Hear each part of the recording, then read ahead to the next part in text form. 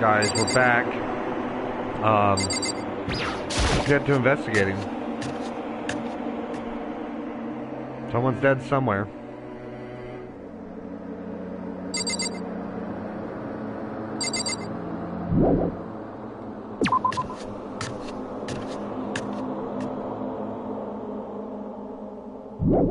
Why do I have such a bad feeling about this?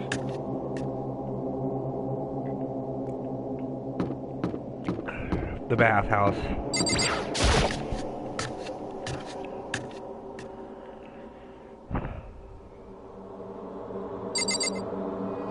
They changed the music to become so much creepier.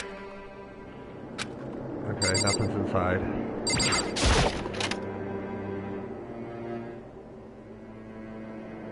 Is it gonna be the sauna?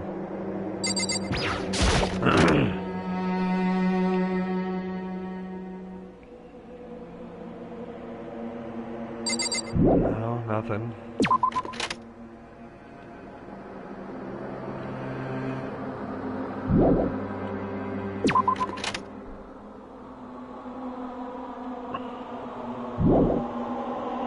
I guess check people's rooms. Alright, let's talk. I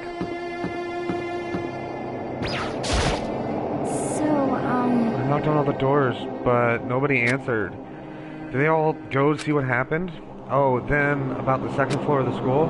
That's the one place that's new to all of us, so it seems like that'd be the natural place. Okay, yeah. Let's go.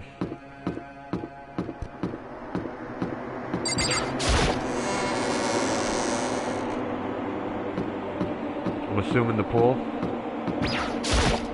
Yo! Hey, Makoto, honestly, what do you think? About what? For serious? About Byakuya. You think he's being brainwashed or what? I don't know.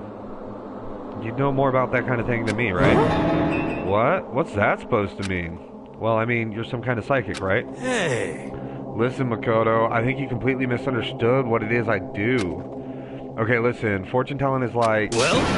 It's totally different from brainwashing or hypnosis or any of that pseudo-scientific bullcrap. I need you to understand that. So you expect me to think fortune telling isn't pseudoscience? Sorry, but I don't want to get yelled at.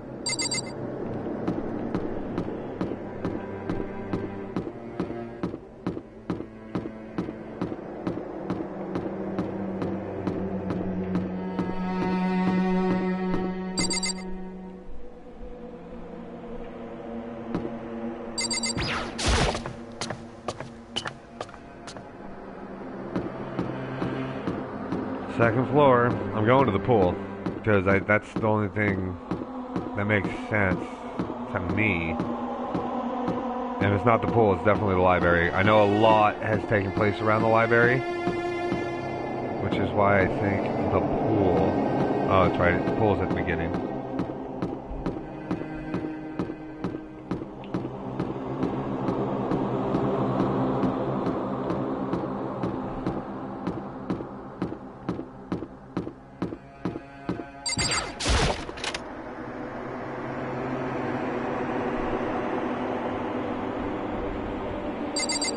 Into the locker room.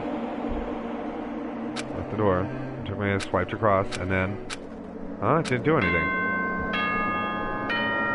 I knew it. A body announcement. For this investigation, I have unlocked the doors. Please look around to your heart's content. Investigation? It's all clear now. Just as I thought. Byakuya? I see. Judging from what he just said, there can only be a murder has really taken place. Come on. And the locker rooms. They're suspicious. Very suspicious indeed. You agree? Suspicious? Seems nobody searched the locker rooms. Let's start with the girls' locker room. He was muttering as if he was talking to himself. Without waiting for a reply, he pressed his hand against the girls' locker room door, and it opened. The door swung open without a sound. And that's where we're going to find the bookworm, the ultimate fucking writer, dead. Time seemed to freeze. Bloodlust. Oh, what?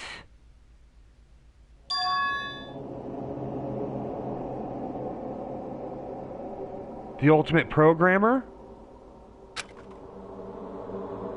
I was looking at. But as soon as I did, the most primal scream escaped from my mouth.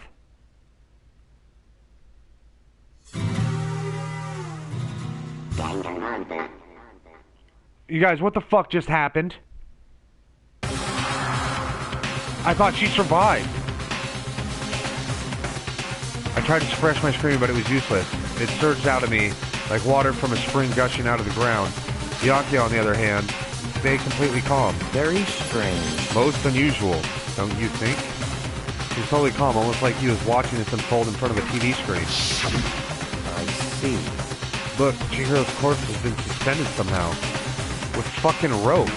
Something's been written on the wall in blood. Bloodlust? Such a brutal way to kill someone. No, this is beyond brutal. Wouldn't you agree? They killed her. How could it not be brutal? No, that's not my point. This murder is far too bizarre for any everyday amateur to have committed.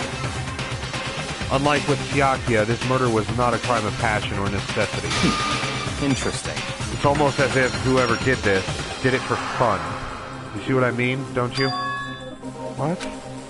My head was swimming. I was reeling, too confused to understand what he was trying to say.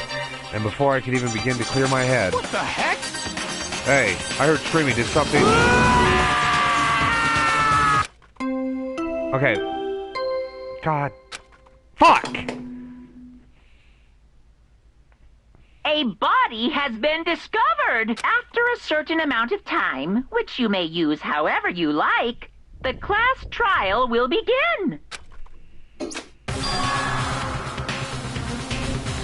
The hell was that? That's right. You were unconscious during Byakuya, so you don't know about it. What you just heard was the body discovery announcement. Apparently, when 3 or more people discover a body, an announcement plays to let everyone know. I imagine it's so that the search for the culprit can proceed fairly for everyone involved. Proceed fairly? Body discovery announcement. The Chihiro really is... Naturally. Dead, yes. Before you start screaming your head off, go around everyone up. It seems another game has begun. Another life or death game to uncover a killer. This is so fucked up. Taka bolted out of the locker room. Everyone made their way to the scene. Felt as no time has passed at all. It was like my senses of time had just taken wing and flown away. When I finally came back to myself, I saw everyone had the same look of confusion and fear of anger. We all just stood there, gathered around Chihiro's body. Damn. I couldn't keep her safe. So there's another victim? Which means we are now in the same position once again. Fuck, man. What the fuck is this? What? It's a dream. This is a dream. It's all just a dream. In fact, I haven't been born yet. I don't have any memory of being alive. Shut up. What was that? Hey. Wait, look at the wall. These letters. On the wall? You want me to look at Bloodlust? The word Bloodlust is written on the wall, but I don't think any kind of dying message. It's just too strange. But you know, that thing about writing Bloodlust in the blood, doesn't it sound kind of familiar? Murderous fiend who kills again and again using a bizarre and brutal method. And at the scene of each crime, the word bloodlust is written in the victim's own blood. Okay, so it's the ultimate writer who killed him. They're like a ghost, attacking suddenly, then slipping away before the police can catch up to them. And what nickname did the killer in internet give to this mysterious serial killer? Genocide Jack. Oh shit. That's another serial killer. Genocide Jack, the murderous fiend whose grisly attacks were famous all across the country. The ultimate murderous fiend creating a reputation of abnormal, downright cruel killing. What is this? Is this some copycat killer trying to imitate Genocide Jack's style?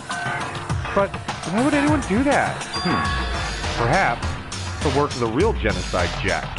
What? The real? Wait. Are you saying Genocide Jack is here in the school? No way! But going so far as to write bloodlust at the scene. I'm surprised at their stupidity. I can't imagine a worse situation than dealing with a stupid murderer. What is it now? Coco. Tina was pointing towards the entrance to the girls' locker room. Toko was last to arrive, and now she was standing there. Why?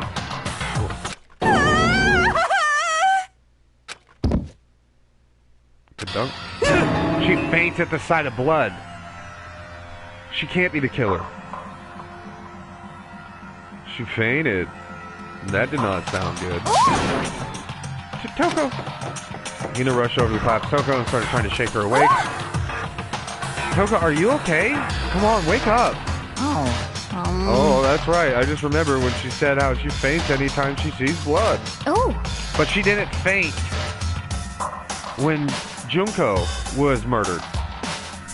So she's homophobic. I imagine she does not want to watch too many horror films then. This isn't a violation of the rules, right? I mean, technically she passed out somewhere besides her room.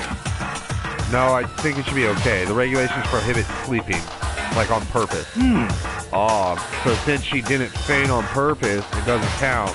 Gotcha. Just a second. Toko, can you hear me?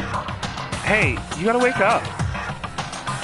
As if she heard her, Toko suddenly shot awake, and literally jumped up from where she was laying. With such a strange reaction, I was at total loss for words. She leapt straight up into the air, changing her stance as she did. In no time flat, she was just standing up.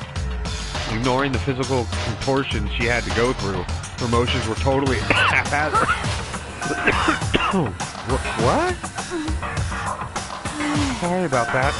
I was just so shocked, you know? It happened, right? Was I the only one? Where did her stutter go? Toko, are you okay? I'm fine. Yeah. Whoa. Is that a dead body? Hey, are you dead? What the heck? She must have hit her head real hard when she fainted. Yeah, so hard she lost her stutter. The world has a front and a back, a top inning and a bottom, a sea of truth and a web of lies. Well... Yeah, it fucking hurt. This is quite concerning. I mean, she sounds completely different. No. Everything's fine. At least the stutter's all gone.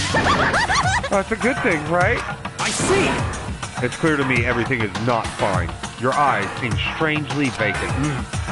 It might be best if we take her back to her room for a time being. So, I don't mind taking her, but can someone help me? If you need help, I don't mind. Taka, could you help me? Well, she totally ignored me. Very well. You take care of the girl. The rest of us can begin the investigation right away. I can assume nobody has a problem leaving Sakura and Mondo on guard duty again. Hold on a second. Rushing to an investigation. The mastermind isn't behind that. After what happened last time, surely you realize that. Don't make me repeat myself. There's no question that Chihiro was murdered by someone among us. Among us. Isn't that right, Monokuma? Of course! Right as rain. But don't take it as a bad thing. It's just a fact of life. Because that's how graduation works. Then it's happened again. Is that what you're saying? And another one of us killed a fellow classmate. What? Does that freak you out? You guys got no balls, you know that? Is there just nothing down there at all? Well, I'll let you pray to mine if you want. What in the fuck? Actually, I don't have any either. Sorry. Stop talking. Stop monologuing and give us what you came here to give us. You did bring it, right? I sure did, chum. It's the Monokuma file!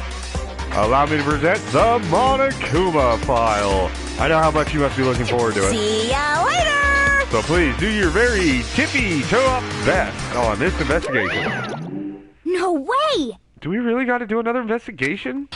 Yeah, we do. And I can't believe she's dead. Examining the corpse of one of our friends? Having to suspect all our other friends? Why? I hate this. I can't take it anymore. Oh, I hate it too. Help me! I've had enough. I'm getting out of here. Hey! Where do you plan on going? There's nowhere to run. Such ignorance. Just accept it already. After all, blood is just a liquid. A dead body is a simple object.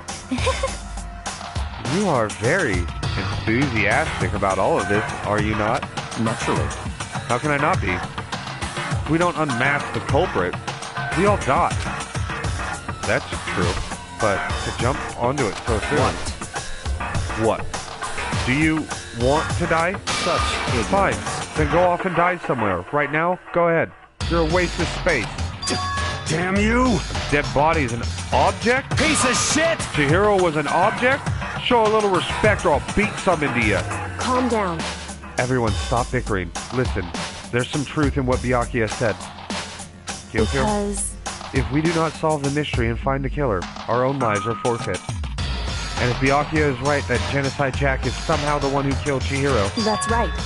then unless we do something, more victims could start piling up. What? Or get more victims. If we mess this up, we're all dead meat. Hey! Hey! Hold on. If that's your worry, you don't gotta worry any longer. If anyone in any one killing game, the guilty party may only kill a maximum of 2 people. What? I don't remember a rule like that. Actually... I just came up with it. I mean, if one person went around and killed everyone, your lovely student life would be all over, right?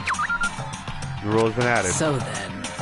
In that case, why not limit to 1 person? Hey, Well, in a good mystery, you don't want to miss out on at least the potential of a serial killer angle.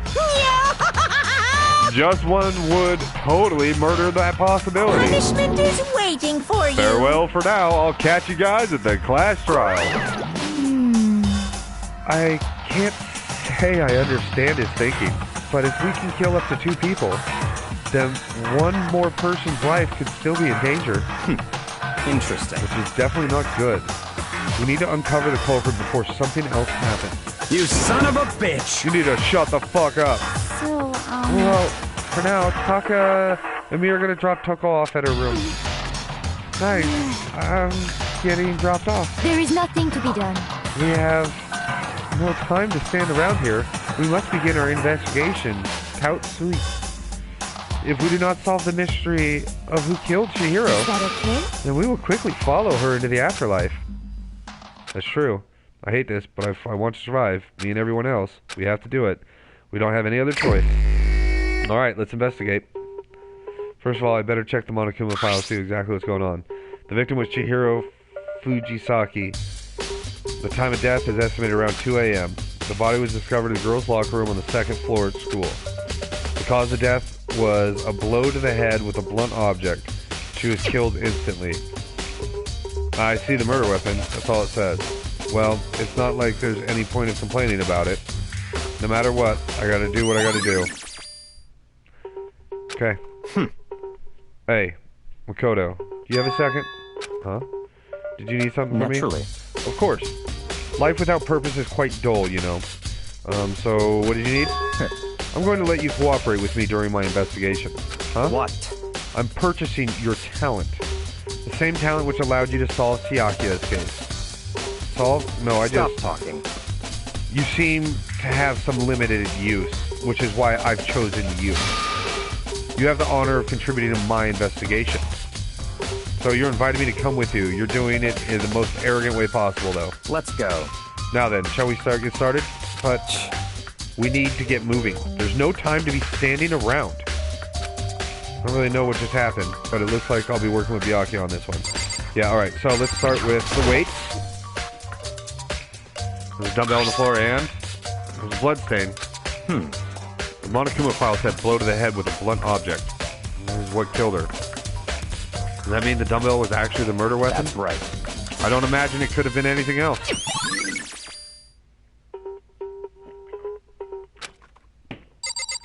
Alright, I want to check out this.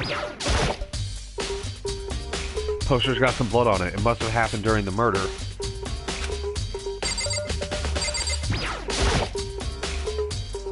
Fresh blood stains on the carpet. It must have been splattered during the murder. Alright, let's grab the bloodlust truth bullet. The word bloodlust is written on the wall. Okay, check out her body. I can feel the life draining out of my own body. Dead body. Chihiro's dead body. Very strange. But the more I look, the more strange it all seems. This must be Genocide Jack's handiwork. Well, but What? But we're still not sure he did it. Is that what you're going to want to say? I wonder about that. Okay, well, I want to actually look at the body. Wait. Okay. Can I...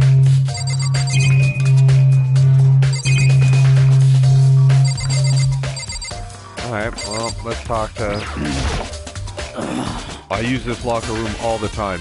Now, it's become a site of Chihiro's death. But why was she killed in the locker room? Actually, if you think about it, she could have been killed somewhere else and then carried here. She was very light. That is true. It wouldn't be hard for someone to carry her, but still. Well, I think she came here on her own choice. What makes you say that? She'd been talking a lot about how she wanted to get stronger. So you're saying she came here to exercise? But according to the Monokuma file, apparently, she was killed around 2 in the morning. What, would she really have been exercising that late? Hina or myself are usually in the locker room during the day, so she probably was avoiding it then. Avoiding it? Although we invited her to join us more than once, she never showed up. So I can only assume she was trying to avoid us. And instead she came to exercise in the middle of the night? However, Perhaps. But it's difficult for me to imagine she would have come alone. She did want to start exercising, but she specifically mentioned she couldn't do it by herself. She needed support from others. So you're saying she could have come in here in the middle of the night and trained in secret, but that she also would have come in with someone else. It's a possibility, I think. Okay. Yeah. Dude, had a real complex about being weak. You heard Chihiro talk about it, right? All, I need to get stronger. Yeah, I do remember that she said that more than once. Sure did, which I guess explains the trip down here. But did she really need to get stronger that badly? You already mentioned it, but she was a girl after all. Most girls aren't all that strong. I don't know, man. I haven't really thought about all that stuff. Cause Chihiro's complex. Can't help but wonder what it might be.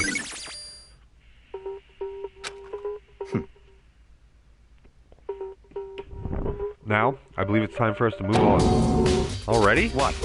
New clues won't magically appear by standing around here. We need to check every aspect of this case. That's true, but Let's go. if you're satisfied, let's hurry up and proceed. So pushy, I got caught up in the wrong person this time.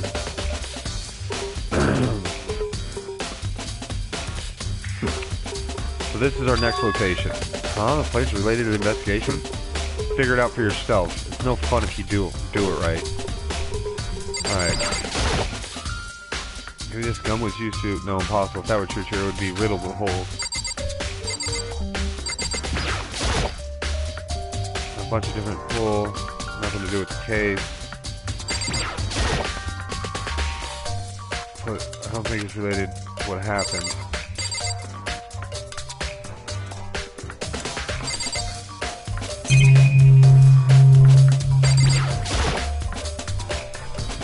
If I remember right, this card reader is meant to work with other handbooks, right? What? Do you have an issue with it? If so, you should take it up with Monokuma. He said that, then quickly and sharply clapped his hands did together. you call for me?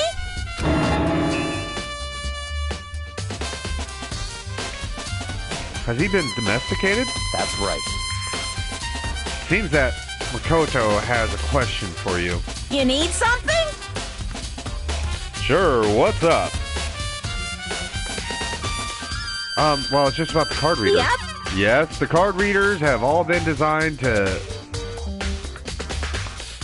The card readers have all been designed to interface with each of your e-handbooks. You can only enter the locker room corresponding to the gender listed in your individual handbook.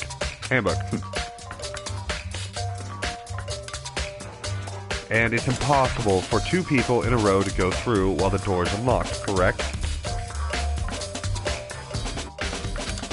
Unbelievable.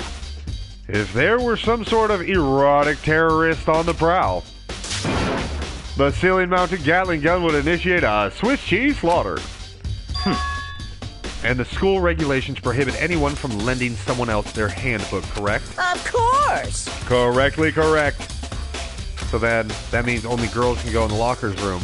The boys, no. In other words, Chihiro's body being found in the girls' locker room means, hey, Makoto, I can see right through you. See right through me. Allow me to tell you what you're thinking. Since Chihiro was found in the girls' locker room, the killer must have been able to get in So, there. in other words... As such, the killer must be one of the girls. Did I get it right? Yeah, well, that's not what I was thinking. It might have been what he was fucking thinking. I'm thinking someone stole a girl's handbook. Such ignorance. Good lord, you're simple. But am I wrong? If you pay closer attention to the regulations, the answer is in front of you the entire time. Loaning your e-handbook to another student is strictly prohibited. The act of loaning a handbook is prohibited. Borrowing someone else's is perfectly fine. I would expect nothing less from the prodigal son of the noble Tagami family.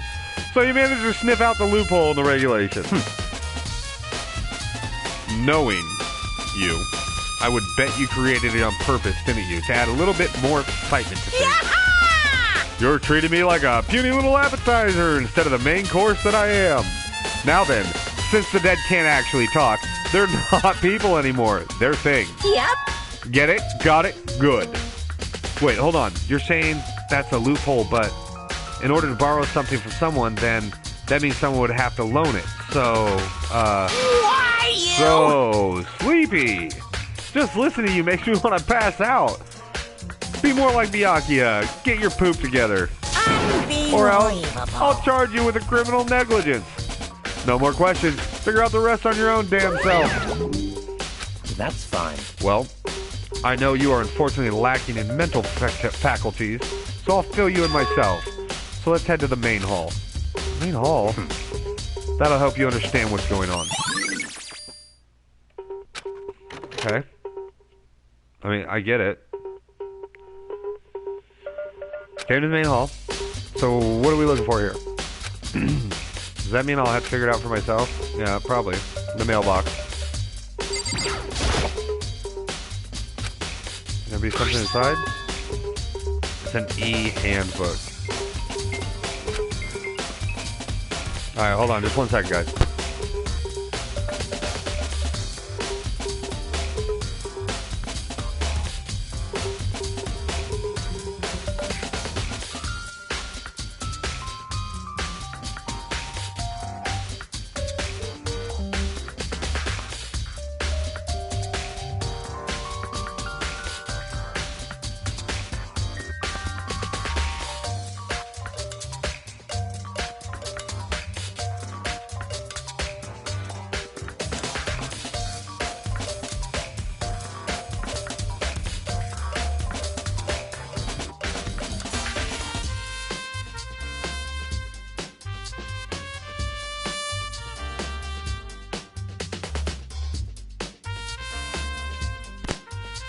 Alright, sorry about that. No, wait. There's 3 of them, but what are they doing here? So, you finally found them. Huh? Did you know these were here? I happened to find them by chance myself the other day. It seems there's a system in place where the handbooks of the dead students get delivered to this mailbox. Fuck. So then these handbooks belong to Junko, Leon, and Siakia. You can go ahead and confirm it yourself. I immediately turned to the handbooks, and when I did, Siakia, Mizona. You're right, this is Siakia's handbook.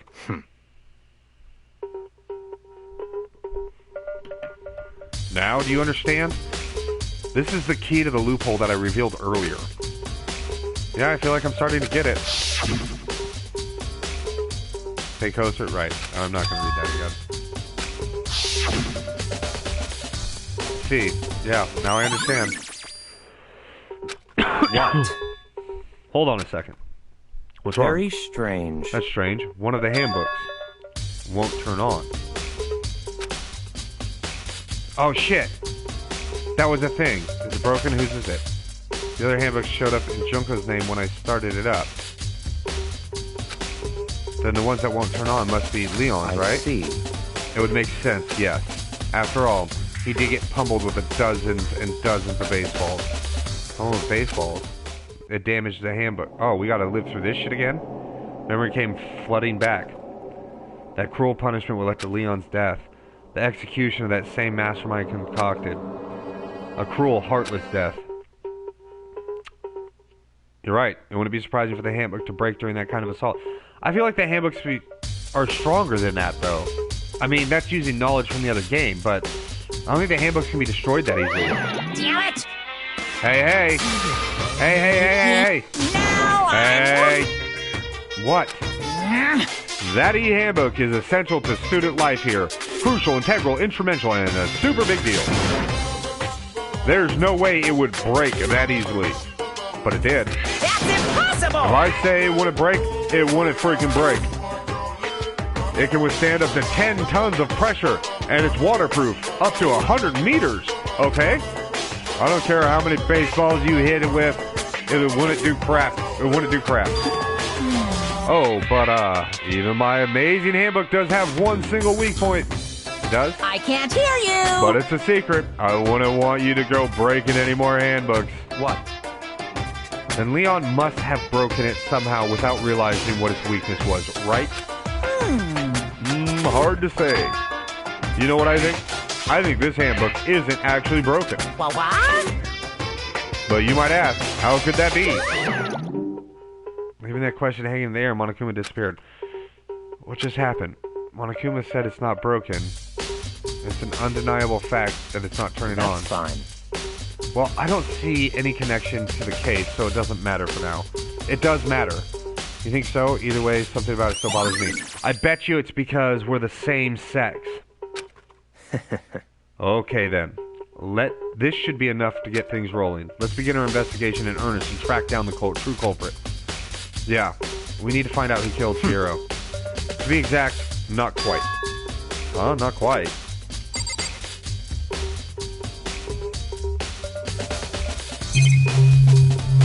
Alright, well, let's talk to him. What do you mean by that, Byakuya? To be exact, not quite. Certainly, I want to reveal Chihiro's killer, but more precisely, I want to discover the true identity of Genocide Jack. Then you truly believe Genocide Jack is the one that killed Chihiro? Don't make me repeat myself. Absolutely. I have no doubt that Genocide Jack is the culprit in this case. That murderous fiend Genocide Jack, What? right? There's nobody else who could be. A murderous fiend who kills again and again using the same bizarre, brutal method. They're like a ghost attacking suddenly and then slipping away before the police can catch up to them. And what nickname did the internet give to this mysterious serial killer? Genocide Jack. They say he killed thousands of people, but that's got to be an urban legend. Still, could one of us really be a demented, psychotic killer like that? You're not wrong to wonder. But words mean little right now. I have something that will prove it, and I can show you.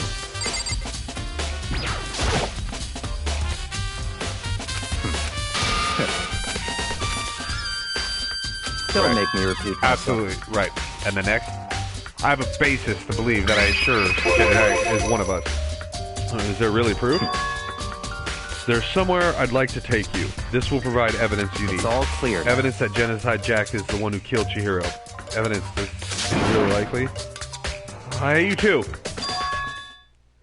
Big trouble. We need your help. I don't have time to play with We're you. busy. Leave us alone. But But it's an emergency. Emergency! Come on, please. You gotta help. in a second. Such ignorance. Such an annoying girl. Please! This is a serious emergency. Please, please, you gotta help me. Just calm down, okay, Hina? I mean... But it's an emergency. An emergency, what happened? Well... Something's wrong with Toko. She's acting super strange. Well, I mean, she was acting pretty strange earlier, right? What should we do about Byakuya? Very strange. Since it's Toko, I must admit I'm intrigued. Suppose we can take a second to see what's going on with her. You sure? Don't make me repeat myself. I didn't expect that. I thought for sure he'd just say no. Be the end of it. Yeah! Okay, come on, hurry! Wait for us, Hina. Let's go. Unless she headed the door, but Toko's room, most likely. You're right.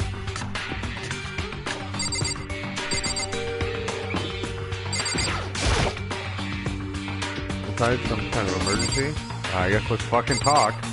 Let's talk to you first. Such You're ignorance. talking to the wrong person, you waste of space. Well, you guys are too slow. I think you're just too fast. So what's the emergency? Well, after what happened in the girls' locker room, we left Toko in her room so she could lay down. After a while, she came back to check on her, and see how she was doing, but when we did, it was weird. She refused to come out, and she kept saying all this weird stuff. Weird stuff? That's fine. We should try talking to her ourselves. Yeah, good idea. Alright, fucking ring-a-ding-dong, motherfucker. May as well give it a shot.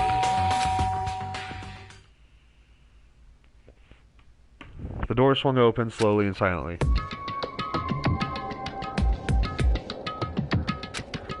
Oh, holy crap. An aura of negativity flowed from behind the door, forcing a gasp out of me. What? Oh, nothing. It's just that, Hina was really worried about you, holding yourself up in your room. Leave me alone. Her stutter's back. Yeah, sure thing. But, could you open up, just for a second? Won't allow it. Huh? Won't let Genocide Jack have control. Just like that, she slammed the door in my face. What was that? She's been acting like that the whole time. When I rang a little while ago.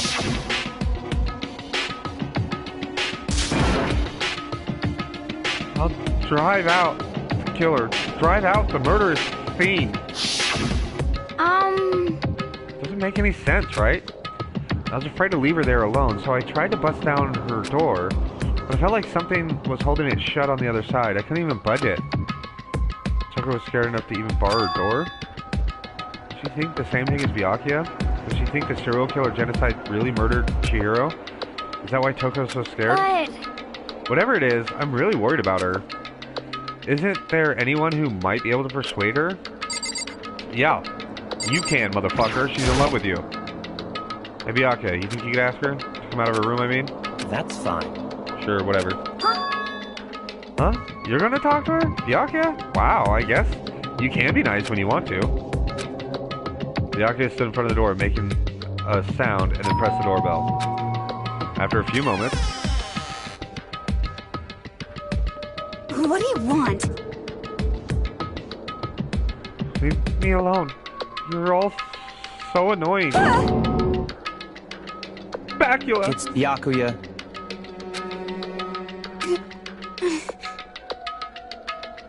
I'm sorry. I couldn't keep her promise.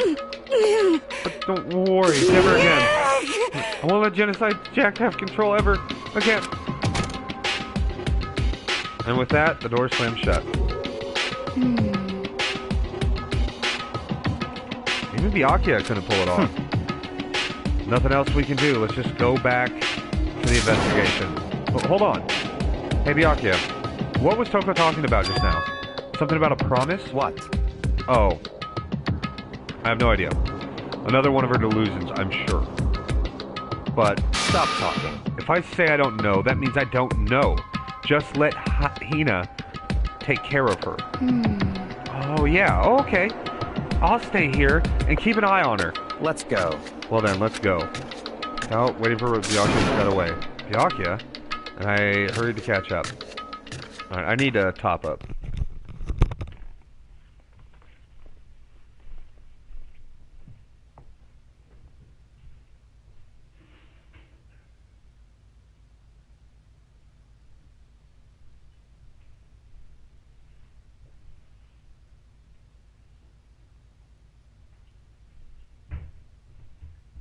Turn some lights on too.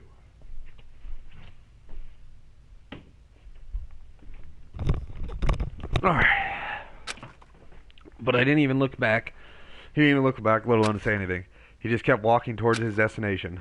Finally, his feet brought him to a stop in front of a certain room. Hopefully their bedroom. Oh, the library. Come on, let's go in.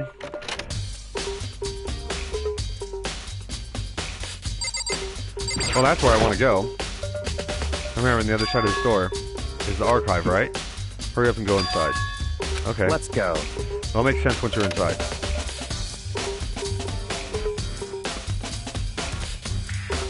Whoa, there's so many books and files. And so much dust, too. So, in other words... I would say there's enough value in this place to endure the dust. Okay, well, start looking at shit. The wooden box is empty. Although, judging by the smudges of dust, it looks like there was something inside. I wonder what it was. There was an extension cord plugged in there, but it proved very useful while I was in the library. Extension cord, huh? And that was the lamp that you were using, right? Death lamp. Oh yeah, it's the same one I saw Bianca use in the library. What? Do you have a problem with that lamp? It was here before, then I moved it over there. Too dark over there, so I thought I'd put it to good use. Nice. Check out these books. Shelf of stuff tight with files. Without really thinking about it, I picked one at random. Ah, you have a sharp eye indeed to select that file. That's right. That's the report on a presidential assassination. The original is kept at the National Library. It won't be declassified for another 30 years. Are you sure you want to look at it now? There's no telling whose crosshairs you might wind up in for peeking at it. Without making a sound, I return the file to the shelf. There's so many files stuffed onto the shelf. What's all these That's things? enough. Those documents are dangerous. Dangerous? They detail all the people who control the world from behind the scenes. Dangerous truth for a commoner. You mean like members of the Diet or something? No. I mean the ones with real power, the secret council controlling everything from the shadows. If you're ready to be disappeared for it, take a look.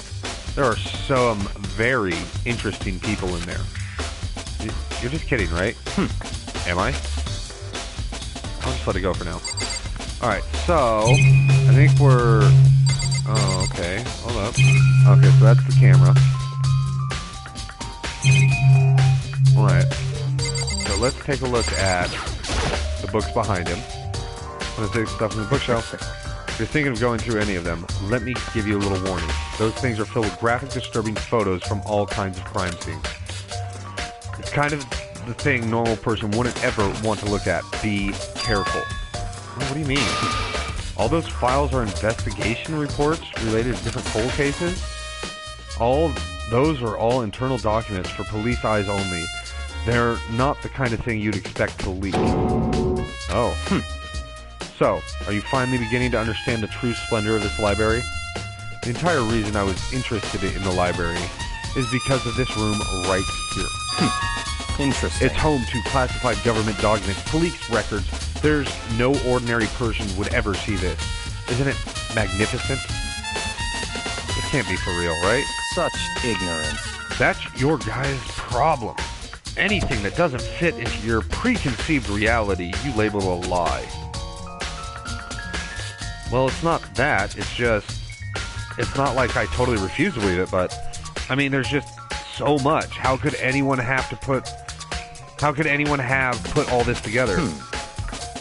I suppose it goes to show you just how much power Hope's Peak truly wields. Or perhaps, the mastermind may have wanted to provide us with enough entertainment to keep us from getting bored. It's no use. I can't keep up with all this. It's just too unreal. What's wrong? You still can't believe it? What about you? How can you believe it so easily? Things like that are usually impossible. What? What do you mean, usually? Usual, normal, ordinary, simple. Those things don't exist anywhere in the real world. If you don't understand what they actually represent, you don't understand the nature of anything. You don't pull your punches, do you? Besides, what you consider usual is based on your common sense, right? But what makes you think your own common sense applies to me at all? The documents gathered around here I have reviewed them multiple times. There is no doubt. What do you mean? Hold on a second. You're saying you read all these documents and more than once? Well, it has to be top secret confidential stuff, right? So why? My family has a reading room just like this in our home. Ours is bigger, of course, and not as dusty. Huh? Members of the Tagami family have access to any variety of government-related documents. That includes foreign powers as well as domestic. How's that possible? So, in other words... I already told you. There's a secret council that controls the world from the shadows. My family is a member of that council. I have within me the bloodline that will allow me to one day bend the world to my will.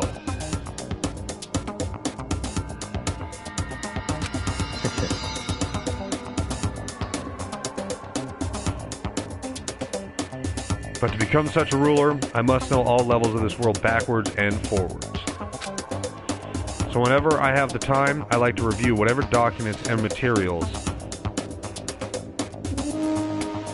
that interest me. Okay. Which is why I can proclaim without a doubt that the materials gathered here are the real thing. This is beyond believing in or not believing. Byakuya is actually starting to scare me more than an actual mastermind. And what always interests me the most were the cold case police investigation reports. Reading through those reports has always been a hobby of mine, ever since I was little.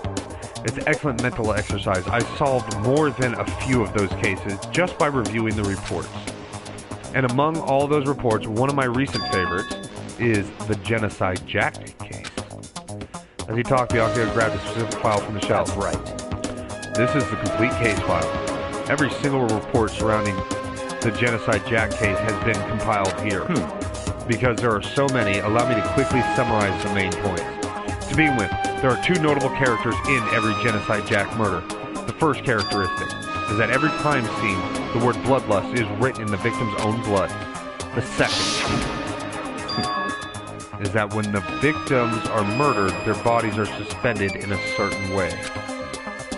Bloodlust is written in blood, and the victim's body is suspended. It's exactly the same what happened to Chihiro. Save your surprise. The best part is yet to come.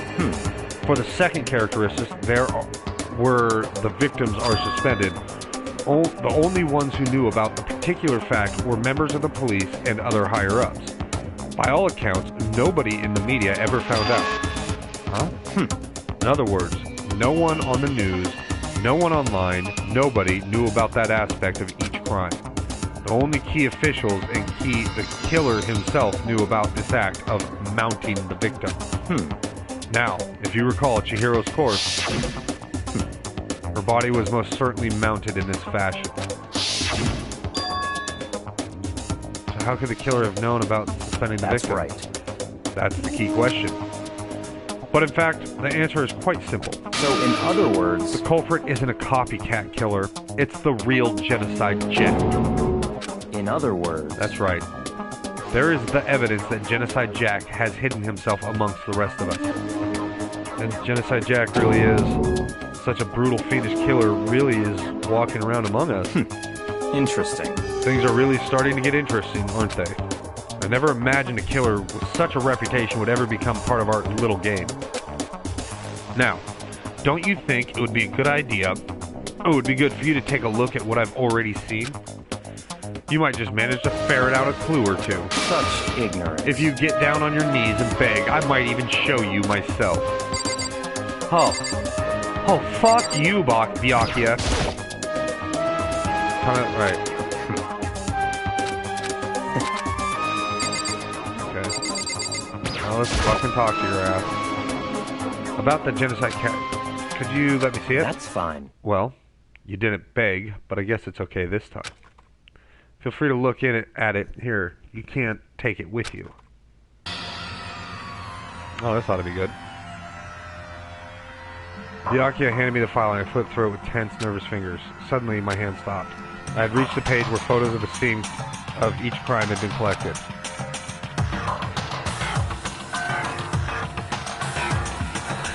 The names of Genocide Jack's victims ran on for several pages. Hold up.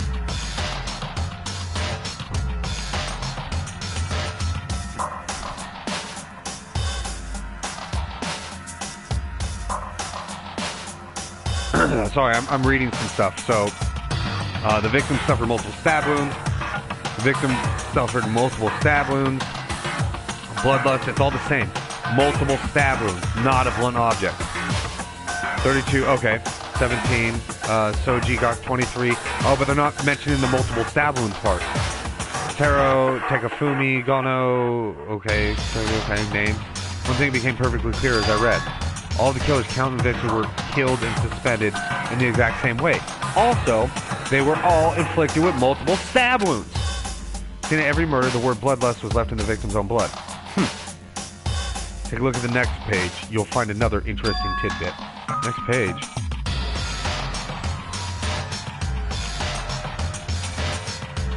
Profiling results. All the crimes took place in either a weekdays, at night, or during holidays, either day or night. The most common time for killing to take place was on the holidays in the afternoon. Based on the fact, it should be suggested that the suspect may be a student. Evidence suggests that the suspect lingered at the scene, but when they did leave, they were in a panic. Because an eyewitness has never come forward, it's unlikely there was any external reason for this. This confused behavior suggests the suspect may potentially suffer from dissociative identity disorder. So, in other words, the key point here is that the culprit may well have a split personality. Split personality, kind of thing you see on TV. So I'm part of another totally unbelievable story. But this one is way more unbelievable than anything else up until now. Or maybe it really isn't. I don't know. I feel like my mind has gone numb. Just had Jack case file. Okay. Let's go. All right, we should get going soon. Where are we going? Anywhere but here. We finished our business here, haven't we? Hey, Byakuya. As usual, Byakuya turned left without another word. I hurried toward the library to catch up. Well, this is where we part ways. I have some things I need to take care of before the class trial. Just all of a sudden like that. I don't have time to play with you. Come on, enough of your annoying misappreciation. Did you really think we'd be together the whole time? Take responsibility for yourself and do something useful. Move the investigation forward on your own. Goodbye. Just like that, he was gone. Just as quickly he asked me to join him, he cut me off. In the end, I felt like I was just some plaything to get tossed around. Same time, I uncovered some really important clues thanks to him. Genocide Jack. He's the one who killed Chihiro. And that murderous fiend is one of us. But who is it? I have to find out, no matter what it takes. And to do that, there's somewhere I have to go investigate one more time. I have to go back to the crime scene, the girls' locker room. I should check the boys' locker room too. And the other rooms might have come up with some info I might find useful while I'm at it. I need to find everything I can. Okay. Also, Elias, bro, how in the fuck did this happen? I know you're not here right now, but I wish you were. I did not see this shit coming. I absolutely did not think it was Chihiro. I swear she survived this.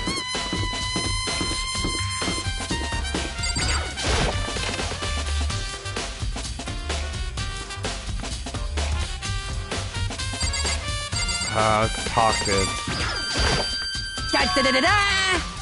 Fumi has discovered evidence revealing the identity of the culprit. I feel as if... Another stat increase for me. Evidence? What did you find? I cannot reveal that just yet. But I guarantee that what I found will steal the killer's breath from his lungs. Are you sure about that? Oh, yeah. Ms. Lundenberg said she witnessed something worthwhile, too. Really, what did she see? Well, She it refused would to tell me. seem- It's like when a girl bullies the boys she likes, right? Right? Okay, so where is Celeste now? The warehouse by the dorms. She was there, but at the same time, not there. What's it gonna be? Whatever. I want to go into the girls' locker room before I go into the boys' locker room. Well, let me take a closer look at this body with everyone gone. Interesting. No, it's everything I read before. Hey, Kyoko, have you made any progress in your investigation? Generally speaking. However, But I have to get going. I have something unrelated to take care of. Something besides the investigation? What is it? well, Nothing you need to worry about. Just concentrate on the murder. But so then, before I go, let me give you one piece of advice. You should examine Chihiro's body one more time thoroughly. I've been trying to. Also, her handbook is missing. You might want to determine its whereabouts. goodbye. That's it. I'll be praying for your success. With that, Kyokyo turned and left the girls' locker room. So taking a look at the body then. Chihiro's handbook is missing. It's definitely worth worrying about. Okay. Kyoko said I should examine the body. I know she said thoroughly, but I have my limits. I better give it a shot anyway. Let's see. Chihiro's hands are bound with what looks like some kind of rope. The rope was used to prop her up in some kind of crucifix position. Huh? The rope has a plug? An extension cord. It's not a rope at all. The more I think about it, the more it's not the only thing that concerns me. Chihiro's fatal injury was a blow to the head, which means someone struck her in the head in order to kill her. That's right, there's an issue of her being suspended and the fatal blow. First, I didn't see any reason to think too much about either of them.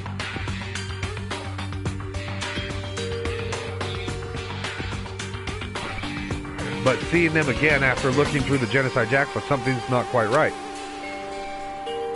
What does this all mean? They were stabbed! Status of the dead body has been added truth bullets. Well, there's one thing most likely to tie all these mysteries together. True nature of the rope that was used to suspend Chihiro.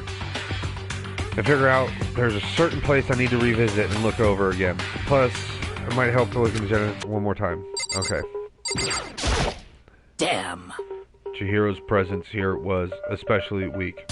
Her body and her soul. No forgiveness! Target such a helpless being is unforgivable. A wretched beast to do such a thing. I cannot forgive this. Okay. Mondo! Bro! Dude. Had a real confidence about being weak. You heard... Oh. Okay. Neat, dude. Lead to the pool. Okay. I think we're good. I think we're good in here. Oh. There's a blood stain on the dumbbell. Okay. Dumbbell has to be the murder weapon. It actually doesn't. There's a blood stain on the carpet, only be caused by Chihiro's murder. Blood stain on the poster. The big-breasted swimsuit model is pretty noticeable too. The girls' locker room doesn't seem like the kind of place you'd find something like this. It's very true. You'd think you'd find that in the boys' locker room. Are we done? Is this gonna be like the damn...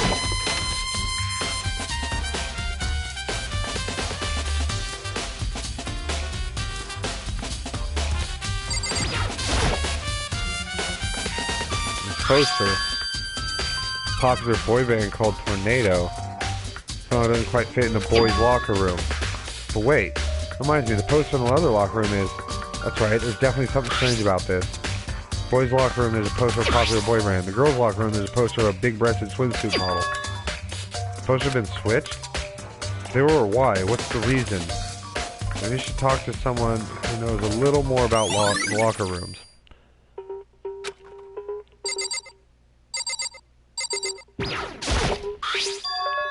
There's a strange stain on the carpet.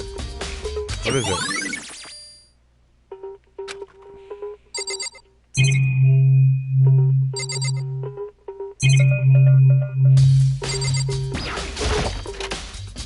She was murdered in here.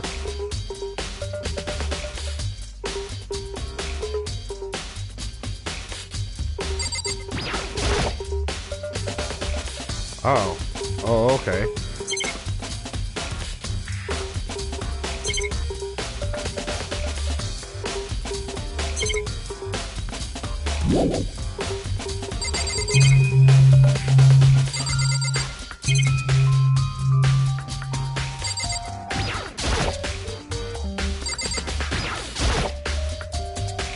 Some kind of clue in the lockers. Guess not. It was worth it though.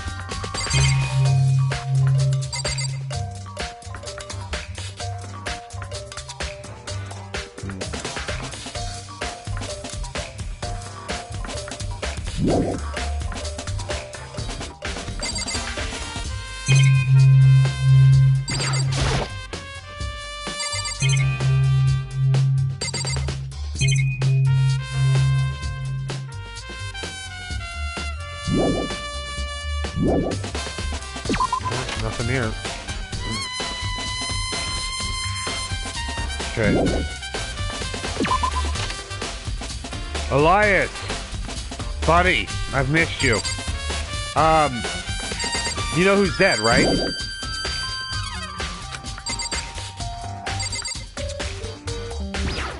Let me show you who's fucking dead. How did that happen? I'm so confused. I was for sure she survived this. But she dead. Not even like little dead. She big dead. Shit. I wasn't ready for her to die. I haven't even spent any time with her. Bunch of different pool related. Doesn't be any kind of clues left. Okay, that's fine. You want me to talk to this fucking asshole again? I don't want to talk to him. He creeps me out. I think it's close to as okay. Alright, fatty. Da-da-da-da-da! Covered it, okay. I feel as if... We did this. That's it. I'm sure of it. Well, it was... We saw all of this. Okay. Let's leave. For me to discover.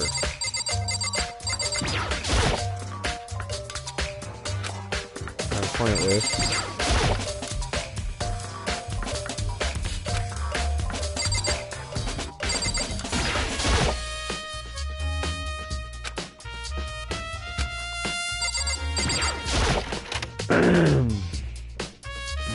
There's got to be something I missed in the boys' room. So I got the poster, I got the stain.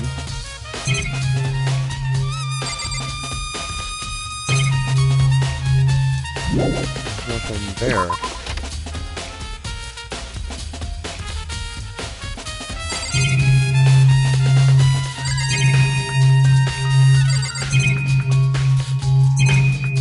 Okay, got all of that. Got all of that. Must be something I missed in the girls' room then.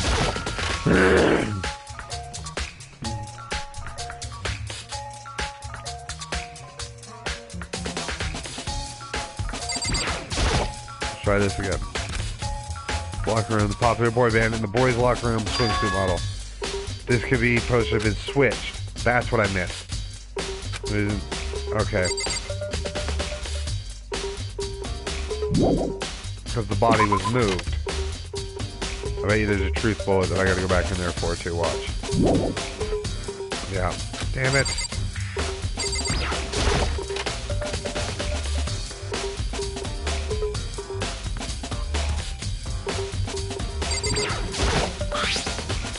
Big blood stain. Yep. It's probably the murder weapon. Carpet. On the wall. Genocide Jack.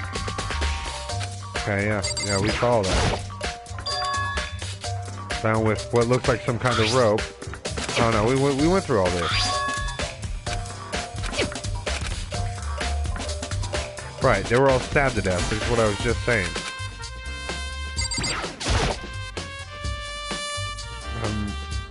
Oh, here we go. You spent a lot of time exercising in the girls' locker room, right? Sure. I've used it nearly every day since it opened up. Sometimes Hina and I use it together. Okay, now let me ask you something. Do you think the posters in the boys' and the girls' locker rooms could have been switched? I'm sorry. Sorry, I can't really say. I never paid attention to the posters. However... But there is something that's been bothering me about the locker room. You see, I like to drink a little protein coffee every time I finish exercising. We have protein coffee in the warehouse. It's not the highest quality, but I don't have a lot of other options. I mix protein powder with coffee and down a glass of it after exercising. Anyways, the other day I spilled some on the carpet in the girls' locker room and it left a stain. Stain? But I don't see any stain on the carpet now. Of course. Exactly. I noticed it earlier. The stain has disappeared. I can only assume someone came along and cleaned it up. But still, isn't it unusually clean if there was never a stain there to begin with? And that's what that stain was. Okay. So they switched the entire murder scene. Oh, okay. Yeah, I'm not going through that shit again. That's what I was missing. That's the truth. Well, I guarantee it'll let me leave when I go to the warehouse. Elias, you still there, bud?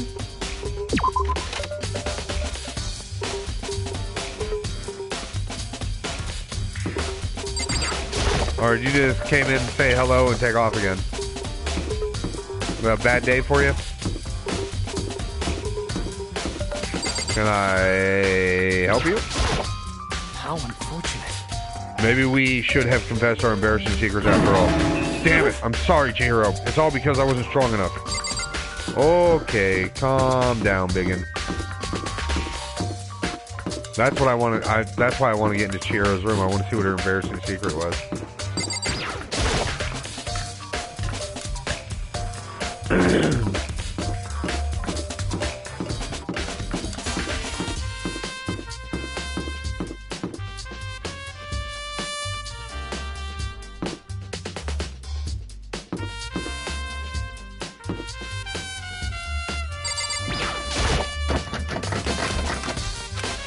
Yeah, they never let me in Junko's room, though, either.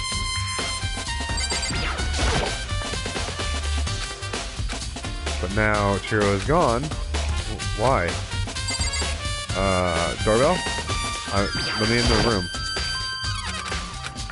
Damn. Okay.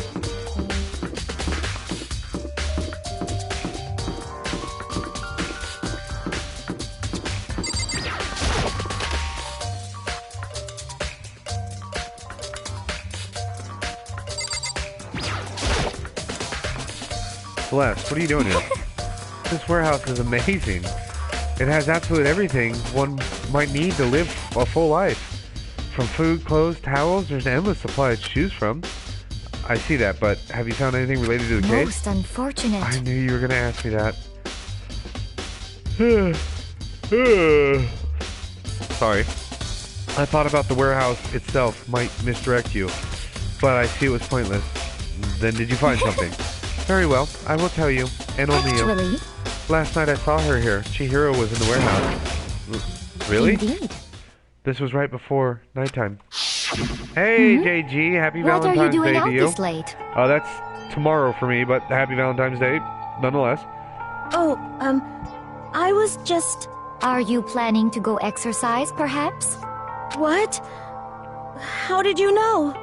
Because I can see a blue track jacket sticking out of that duffel bag you're carrying.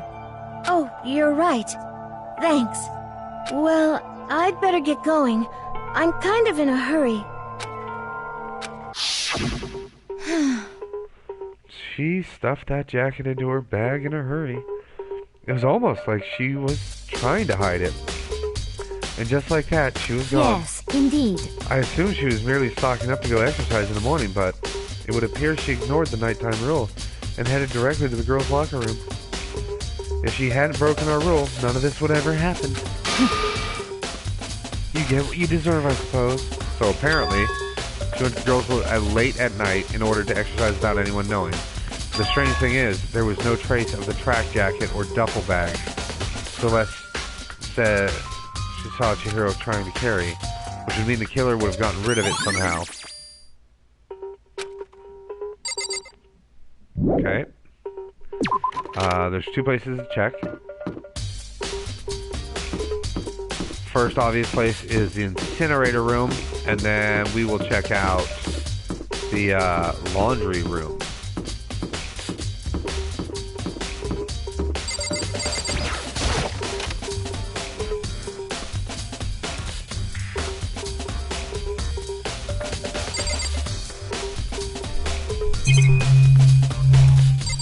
Yeah, I've not seen anything. I don't even know who's on trash duty. Let's go to the laundry room.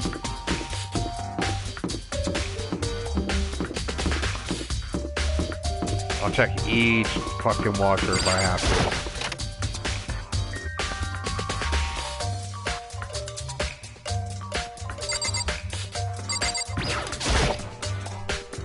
Washing machine, nothing to do with the case. Alright.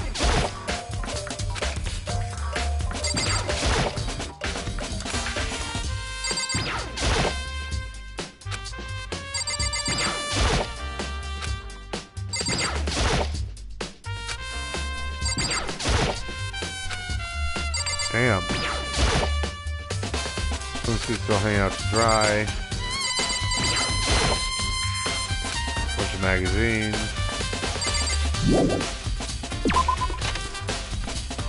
We need to in her room. Will let us in her room now?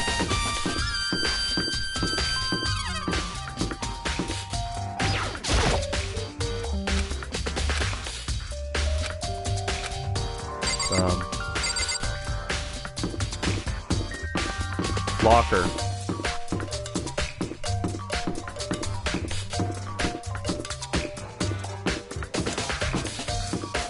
Well, let's just go bit by bit.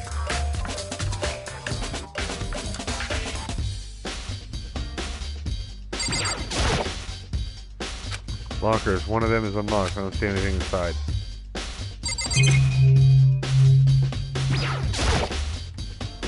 Massage chair. Maybe. Okay. Tired.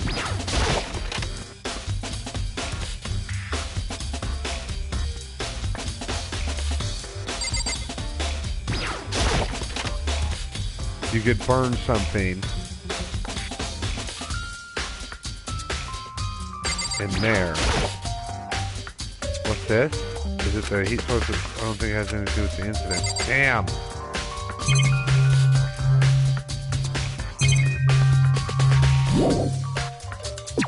Leave. I don't think there's anything here except for that door.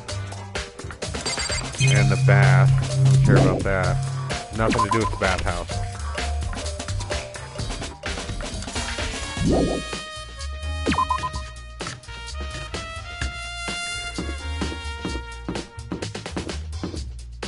It's not going to be anything to do with the dining hall. We should get back to that mailbox and see if we can find Chihiro's.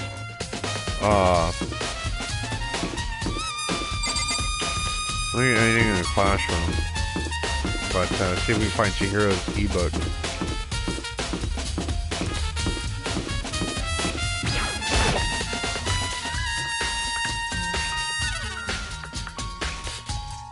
Whoa. What's up, bro? Huh? Oh, hey, Makoto. What's up? I haven't been up to anything myself. That's just for sure. Definitely haven't looked inside the mailbox. No, that's not suspicious at all, fuck. Mailbox and inside. Junko Leon Siaki's hate ebooks. It looks like the handbooks of any dead students are brought to the mailbox. Loaning strictly lending isn't against the rule. In other words, there's no problem with borrowing one.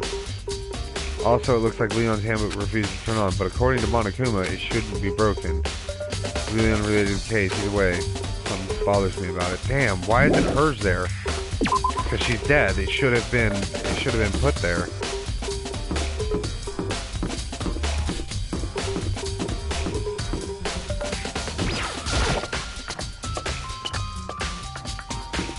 something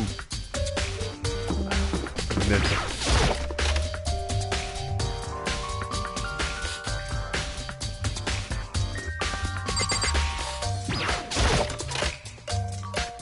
I guess I could talk to him now that I've talked to.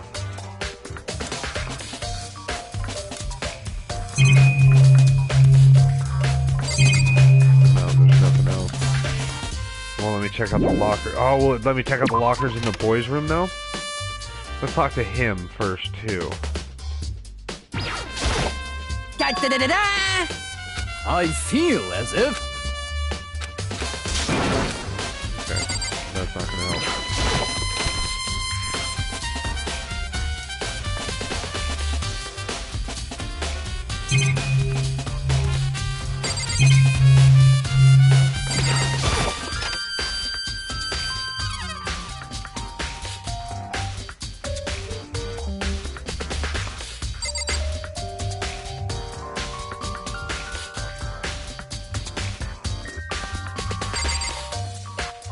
This is a lot harder than the locker.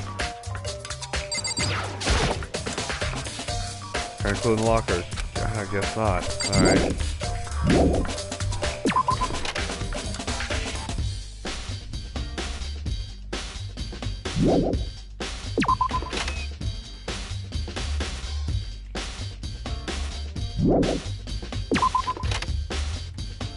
I'm missing something. Maybe the library?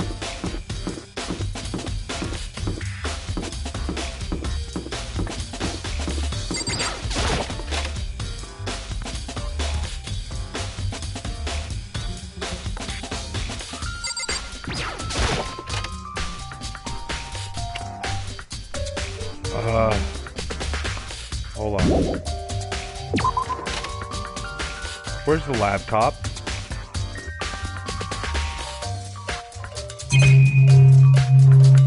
Get out of here. Let it stop. Okay. Flashlight photos. Yeah, that's all old news. Lamp won't turn on. Oh, I see. It's not plugged in. The lamp's cord isn't long enough to reach the outlet from here. Last time I thought it was definitely on, and it wasn't the extension cord.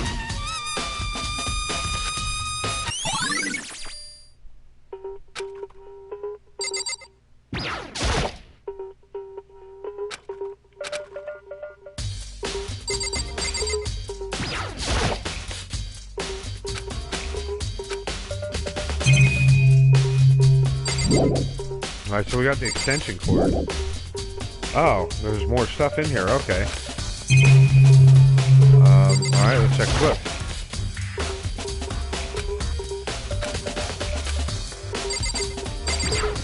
Check this one. Tag type book. Is some kind of clue here? Guess not. Alright. We got the lamp. We got the desk. Yeah, the big clue is the laptop's missing. Oh, we did this. Okay. Maybe there's some kind of clue here? Guess not. Alright. And there's something in here.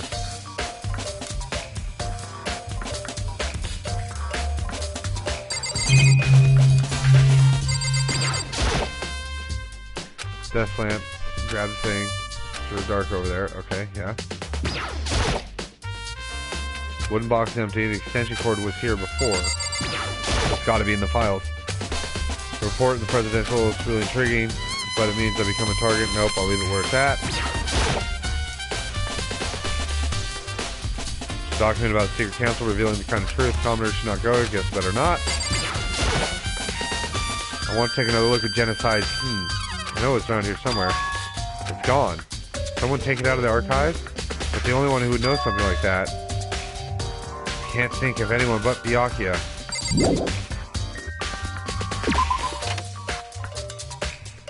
That's what I missed.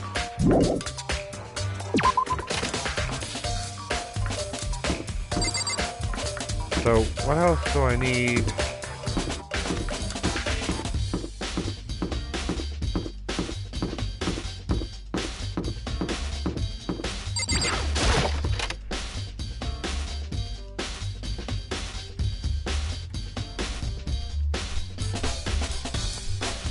Nothing here. Investigating is a lot harder in this game.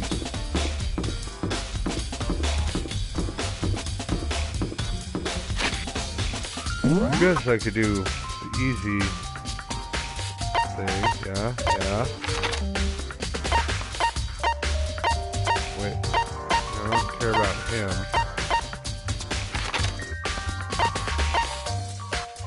The dining hall. Still need. That's the only thing I'm missing is the dining hall.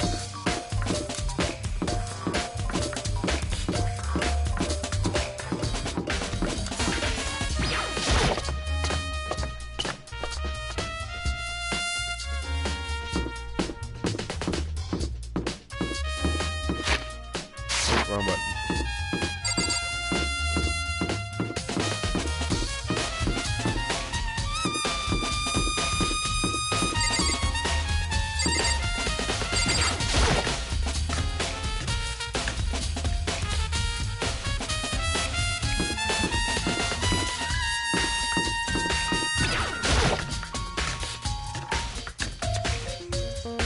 So who's in the dining hall to talk to?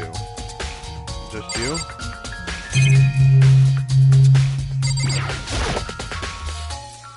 Oh, Hina, how's Toko doing? Same as before. She won't come out.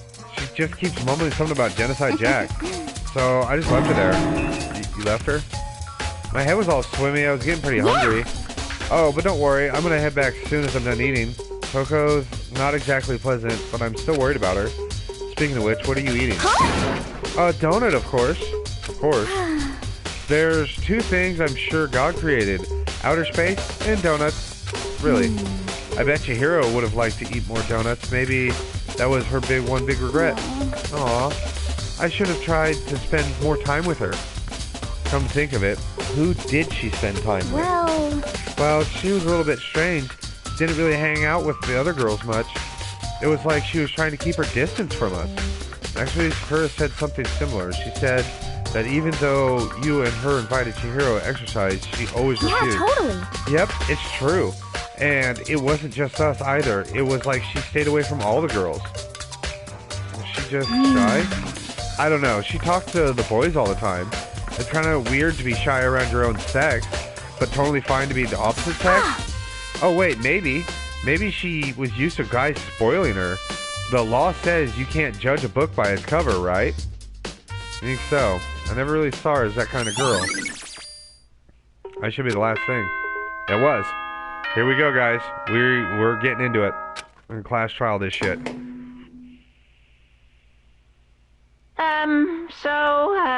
I'm getting tired of waiting. Shall we just plunge right in? It's the moment you remember where to. Please go through the red. Let's go. Class trial order. It's about to begin. Let's go. Red doors right through there. Let's fucking do it.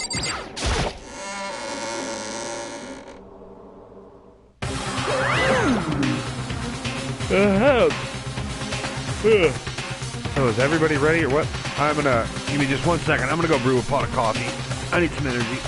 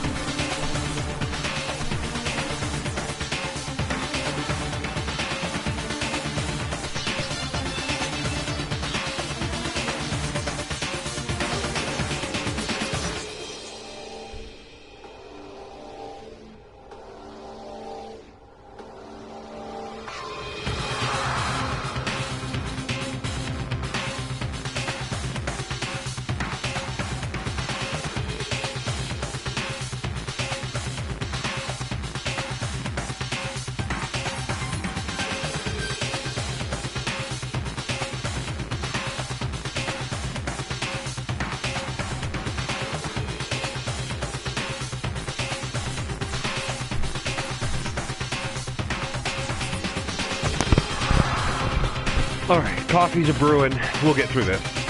Is everybody ready to what? Am I blind or are we missing someone? Yo. Yeah, Toko's not here. And Toko is... You really don't remember? Come on! Kidding, just kidding. How could I forget that little nut job? She's a crucial part of the class trial this time. What are you gonna do? Okie dokie. I'll go ahead and drag her out of a kicking and screaming. Just one moment, please. And just like he said, a few minutes later, he reappeared dragging Toko behind him. I told him I didn't want to. He forced me. I can't believe he would drag a girl away. Terrible. Terrible. Whoa. So now everyone's here, right? Okay then, hustle into the elevator and let's get the show on the road. I'll see you guys down there. Let's go. So, shall we get going? This time, find out who killed Chihiro? Chihiro Fujisaki. She was so gentle, calm, neat. Nobody had any problems with her.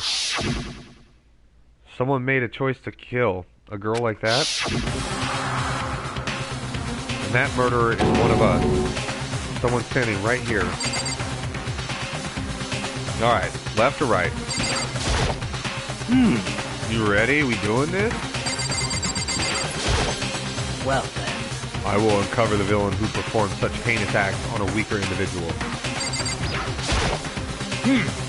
I don't know why the killer did what they did, but Count on it. I'm sure it'll work itself out. Justice always prevails, right, bro?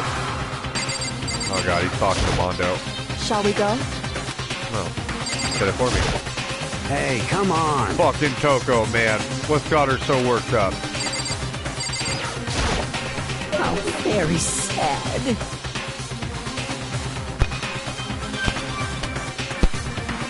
Miss Fujisaki, I must admit, for being 3D, she was quite remarkable. Of course, just the idea of 3D makes me cringe. Yeah. Hey, come on. Oh, yeah. I forgot we were talking. Okay. She's fucking... There's something odd about Toko's behavior. I do not think mere shock is enough to explain it. I guess it wasn't much help on this one. I gave you plenty to work with. Show us how far your logic can take you. Okay. Let's fucking do it. We have no choice, right? We have to do this. I gave a small nod in reply. With one last deep breath, I walked toward the elevator, shaking legs. Each step forward, I could feel my heart starting to race faster and faster. As soon as everyone was on, the elevator began to descend. Couldn't get a handle on my emotions. Couldn't stop speculating.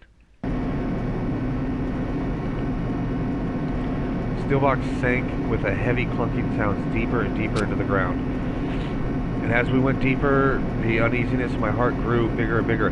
Okay, so what's getting kind of me tragic is watching, like, how open all of this gets, this elevator, because more and more of us are dead. The elevator was unaffected, however, and continued to descend without hesitation until finally, it came to a sudden stop. What do you think? I redecorated. Isn't it fresh and exciting? Don't waste your time with stupid questions. Let's get this over with. Good, good. You're raring to go. Gotta say, I don't hate it. Not at all. Well? Okay, then. Let's get this show on the road. Thrills, chills, kills! Everyone, please find your assigned seats. And so, the curtain reopened once again. Deadly judgment, deadly deception, deadly betrayal. Deadly riddle, a deadly defense, and deadly fate. A deadly class trial. At least I got a bunch more skills. Set skills. Increase the time limit for each phase. Effective during class trial. Costs 3 SP. Alright, that's good. Your truth bullet rate of fire, which is also good. Increase bullet capacity. Effective during bullet time battle. Costs 4 SP. Allows you to reload 2 bullets at once. Effective during bullet time battle. Costs 4 SP. Damn. I like that, but I can't have anything else.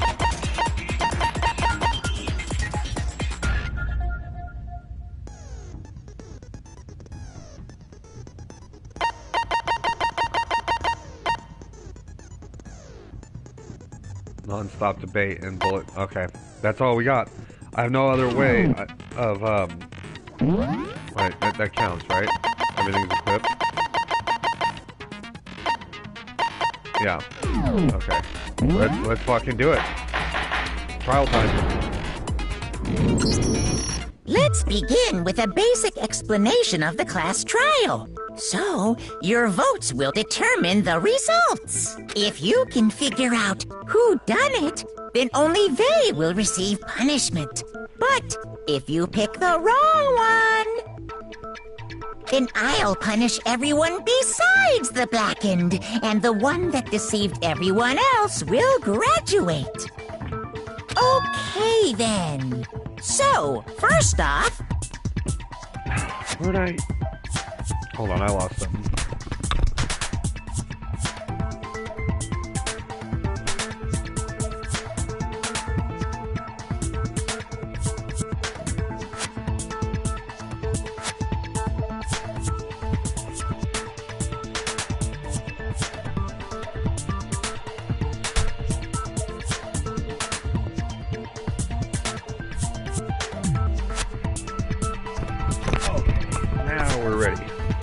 Let's talk about the murder weapon! First, we have to make clear what was used to deliver the fatal blow. Okay, that was definitely the witch. Locker room dumbbell. Yeah.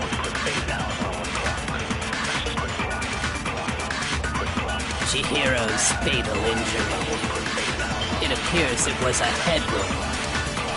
According to the Monokuma file, the killer used a blunt instrument. But what kind of blunt instrument could it have been? Oh, but I'm not arguing. That's right, I have to copy for an agreement.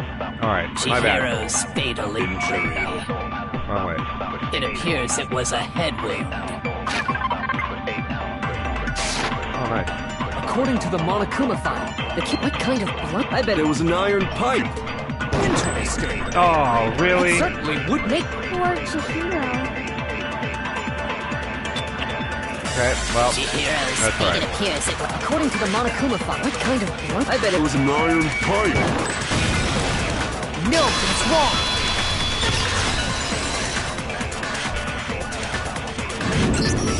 Can we agree that the object that dealt the fatal blow was the dumbbell, found at the scene of the crime? It was covered in blood, and there was nothing else at the scene that could have caused that kind of injury. And the wound on the victim's head is consistent with the shape of the dumbbell. As far as I'm concerned, there's no mistake and no room for doubt on this one. You looked at her head wound? Yay!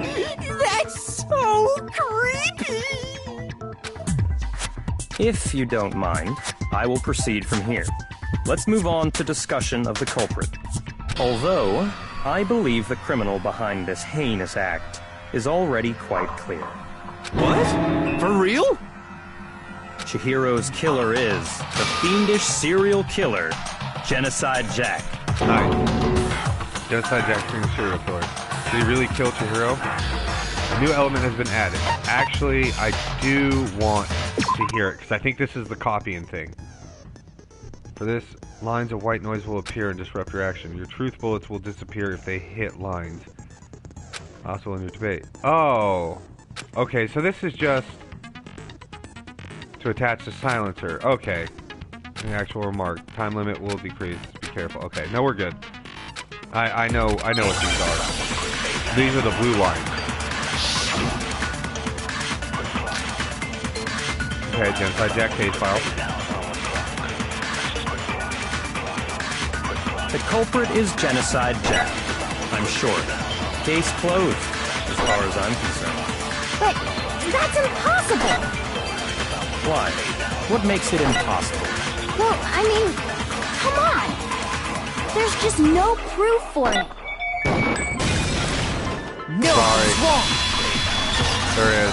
There's a bit of proof. There's a little bit of proof on that one. I might know one reason he could be involved. What? I found this file while I was looking around the archive in the library. I guess it's some kind of confidential file the police put together about the Genocide Jack case. What? That's kind of weird as shit, isn't it? What was something like that doing in the library? The why of it is probably more trouble than it's worth.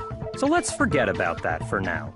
More importantly, it outlines all the specifics of every Genocide Jack case in exceeding detail.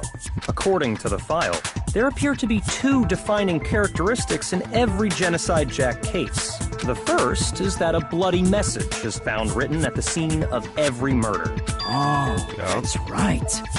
Boob lust. I fucking hate you. No. It's actually bloodlust. But more important is the other characteristic, and it's something that has never been made public. Never made public? What the hell is it? Why don't you tell them, Makoto? Alright, first off, they were all stabbed. Other than that, it's the hanging. I got it! Apparently, in every Genocide Jack case, the killer suspends the body in a certain way. Other than the killer, the only people who know about this are the higher-ups in the police department. However, Chihiro was most definitely suspended in the same way. So, how did the culprit know about this when only high-level police officials were aware of it? There's only one logical answer I can think of. It's because the culprit in this case is the real Genocide Jack. No fucking way! You're saying Genocide Jack is one of us? Yes. In fact, it's Toko. I don't believe it's Toko anymore. What? That's too simple. Genocide Jack's true identity Why is she back Toko at or what? Fukawa.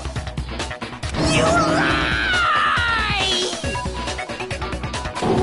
What? Might need your help on this one, buddy. Okay, wait, hold on a sec. Toko has, like, bloodophobia or whatever, remember? What kind of serial killer is afraid of blood? Is Toko Genocide Jack? The answer is yes and no. Another riddle. You're saying split Why is this gotta be personality. so complicated? Riddle for sure, but I feel like I understand it. I think that's so, but also not be Toko. The answer is that she's not just one person, but multiple people, right? What are we doing? Hangman's Gambit. Okay.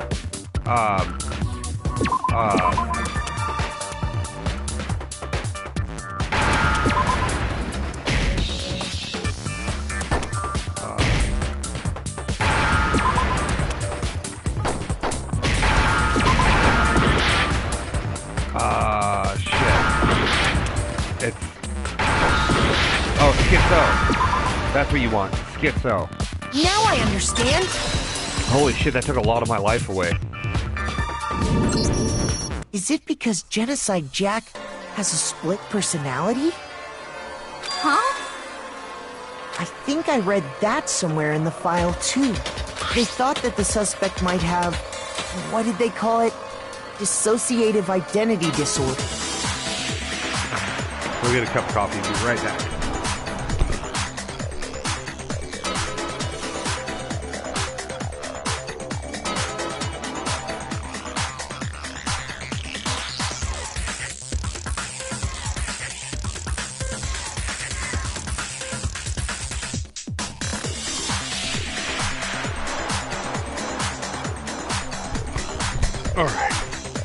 Oh, okay. But still, to go and say that about Miss Fukawa is... Perfectly acceptable. Yeah, I agree. Toko's strange behavior after seeing the body is proof enough that she has a split personality.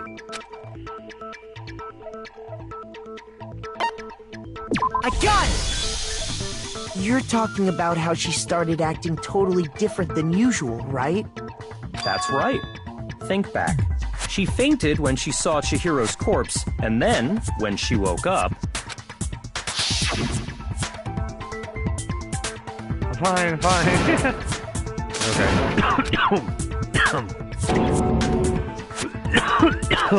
Like I said, yeah, her stutter went away. She was acting funny, that's for sure. That melancholy tone of hers completely disappeared. Don't go assigning adjectives to my tone without permission. Not to mention, once she regained consciousness and saw Chihiro's body again, she was utterly calm. In other words, within her is one personality that can't handle blood, and one that obviously can. Yeah. So when Toko trapped herself in her room, it's because she was scared of Genocide Jack? I mean, I think that's what it actually was. Yeah, won't let Genocide Jack have control anymore. Drive out the killer, drive out the murderous fiend. The reason she locked herself in her room wasn't to keep other people from getting in. It was to keep her other personality from getting out. I disagree. Toko was afraid. Afraid of the murderous fiend inside of her. Of killing even more people. Even if she is Genocide Jack? I don't think it was her. Yeah. How can you know all this? I do believe you misunderstood her. What she's trying to say isn't, how can you know all this? No. What she wants to know is, how could you tell them? Huh?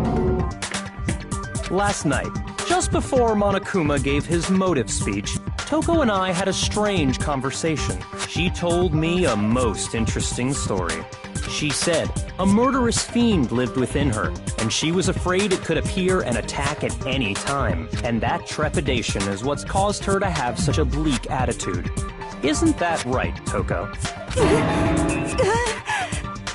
This is all a lie. Right, Toko? You said you wouldn't tell anyone. What? You promised! I can't believe you lied! You have only yourself to blame. You came to me with your tragic little story. I didn't ask you to. This is the real world, not some romantic fantasy fairy tale. Besides, you broke your promise first. You said that as long as you were here, no matter what, you wouldn't let Genocide Jack kill anyone. But in spite of that promise...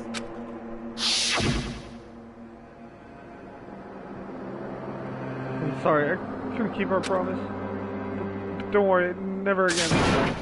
Won't let Genocide Jack have control ever again. It's not her. You said if I kept my promise, you would go out with me. That's the only reason I promised. How many times do I have to tell you? I never said that. But you weren't able to do it. You just couldn't resist that rush you got from killing, could you? I tried. I swear I tried to control it. But your efforts were useless. What a disappointment. I hate you. Well, the opening act is nearly finished. All that's left is to hear from the person in question directly. The person? You don't mean... I suspect the stoner guy more. Clairvoyant. Lunged backwards. Huge thud echoed across the courtroom, but in a second... I don't think that's Genocide Jack. Well, hello there! Is it me you were hoping to see? Genocide Jill, not Jack. What the heck? So you figured it out, huh? Well, whatever. What are you gonna do? I'm the ultimate murderous fiend, Genocide Jack! Or better yet, let's go with Genocide Jill! What the fuck is this? Toko, what happened to you? Not Toko, that's a loser name, and what happened is a textbook split personality. So what if one of them happens to be a serial killer? You should turn a blind eye to one's faults. So intense. Like they say, sound in murderous mind, sound in murderous body. This one is so different from the one we've come to know. Yes, well, the world is composed of a front and a back, you know. Look at that fucking tongue, though. She could lick her own eyeball. Just like how every inning has a top and a bottom, or how in the depths of every truth lives a little lie. Behind every dark and gloomy soul lives another that shines as bright as the sun!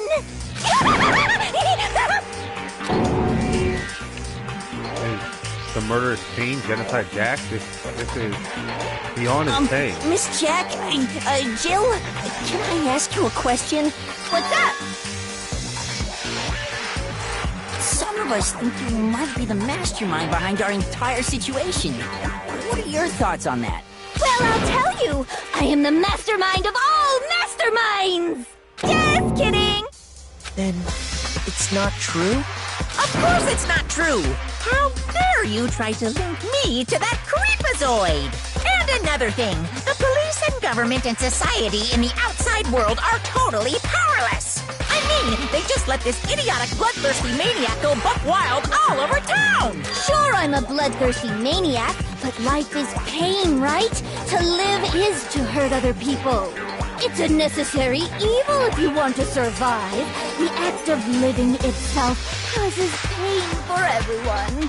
Just kidding again!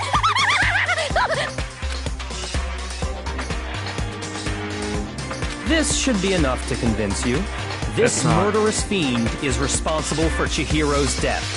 There's clearly a motive, so there should be no doubt. A motive? Remember what Monokuma told us? If someone didn't murder and graduate within 24 hours, an embarrassing memory or secret would be revealed. This isn't embarrassing. Let's assume that Toko's secret was about Genocide Jack. If a secret like that came to light, Toko's life would have undoubtedly been forever ruined. So she had a very clear motive to never have that side of herself exposed. Interesting. Very, very, very interesting. But sorry, as much as I hate to admit it, I'm not the culprit. Huh? I believe you. But I cannot imagine anyone other than you could murder someone in such a bizarre fashion. Maybe so, but nevertheless, it's the truth. Do you really expect any of us to believe you? Yeah.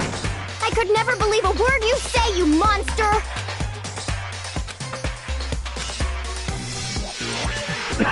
You're totally right about that, but it's still bothering me. Like you said, I need to get some details out of this. What about the missing handbook?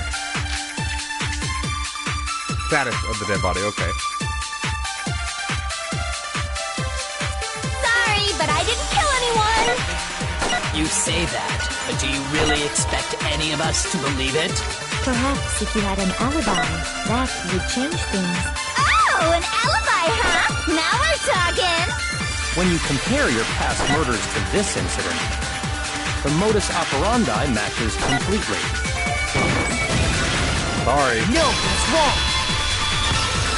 Stabbing. They were stabbed with scissors. Are the methods of murder really exactly the same? I'm not so sure about that. I think there's a slight difference between the Genocide Jack cases and this one. Huh? How's it any different? Uh-oh, you don't know? Well then, human garbage, let me tell you! I murder with passion and conviction. Oh shit, I she really consider is. myself a professional, and I have a very particular way of doing things. She really is Genocide Jack. Imagine you go to a fancy Italian restaurant. They're very picky about It the still noodles, wasn't the her. sauce, everything. But what happened to Chihiro? It'd be like if that same Italian restaurant started using ragu or Chef Boyardee. This is no creation of mine. Let me rephrase that, in a way that maybe makes more sense. There are two clear differences between the Genocide Jack cases and this one. Yeah, the stabbing. The scissors. And the photos of the Genocide Jack look at the neck and stomach. I got it! For one, the cause of death is different. In the Genocide Jack murders, all the victims were killed the same way. According to the case file, they were all apparently killed with a pair of scissors. But Chihiro died from a blow to the head, right? Ah, yes. That is remarkably different from the other murders. Wouldn't it be strange for someone who kills the same way without fail to suddenly change their method? And there's more. One more conflicting detail. That's right! In my recipe of murder, if the bloody message is the tortellini, then the arrangement of the body would be the pesto sauce! Yeah, it'd be stabbed to the wall. Please stop comparing killing people to cooking? So, are you saying the other difference has to do with how the body was arranged? Photos, all of the victims were stabbed through their hands. What would use this suspender? Do you remember what the killer used to suspend her? They used some kind of rope to hang her up by her wrists. What is your point? So could use your help, Elias. Well, in all the previous Genocide Jack cases, something else was used to suspend them. Specifically, pairs of razor-sharp scissors. And guess what? I used my own specially designed scissors for the murders and the arrangement. Like I said, I'm a professional, so naturally I'm very picky about the tools I use. And you know what else? Big Mac said there's two differences, but he's wrong. Big Mac? Are you referring to me? Oh, I like that. Listen up, Big Mac. There's actually one more difference. Huh? My word, you really didn't notice? Take a look at who the victims were in each Genocide Jack case. All men. There's a pattern there, just waiting to be discovered. A pattern? Figure that out, and it'll be plain as death why I couldn't have possibly killed that little lolly girl. Let's see.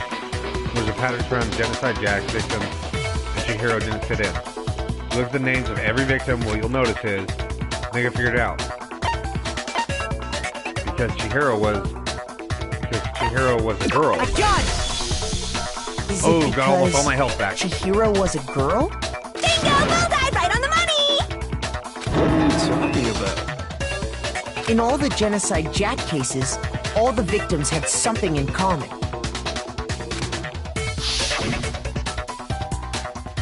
Ken, 30, textile room, Shoji, right. It's all dudes. They were all guys? That's right! The people I kill with such passion and conviction are all adorable little men!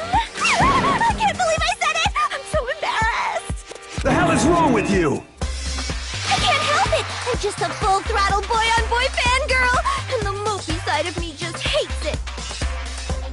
But now I'm on the fast track to becoming a full-fledged fan madam! Damn. So, since Chihiro was a girl and not an adorable little man, you wouldn't kill her? Would an Italian chef suddenly start making ramen just because they're both noodles? Don't be stupid. And they should. I have too much passion and conviction to cross that Ramen's line. really good at the it, right? absolute reality of the one and only. We get it. You've clearly explained your hobby and your philosophy. But that's a different matter entirely, when you're forced to kill in order to survive. Quiet, lowly cur! She had access to lowly curse. I would never kill for a reason as petty as mere survival. And if by some fluke I did kill to survive, why would I bother with the message and arrangement? It'd make me the obvious suspect! That does make some amount of sense. Plus, whatever reason I have for killing, I would never leave out my prized scissors. Who would go out of their way to use a big, stupid, heavy dumbbell? Maybe you used the dumbbell because you couldn't find any scissors in the school? Any scissors?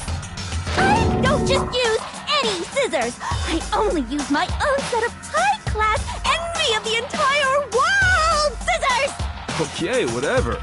There still aren't any in the school. I think it's him. Are you sure about that? There definitely are. Oh, shit. She's fully equipped!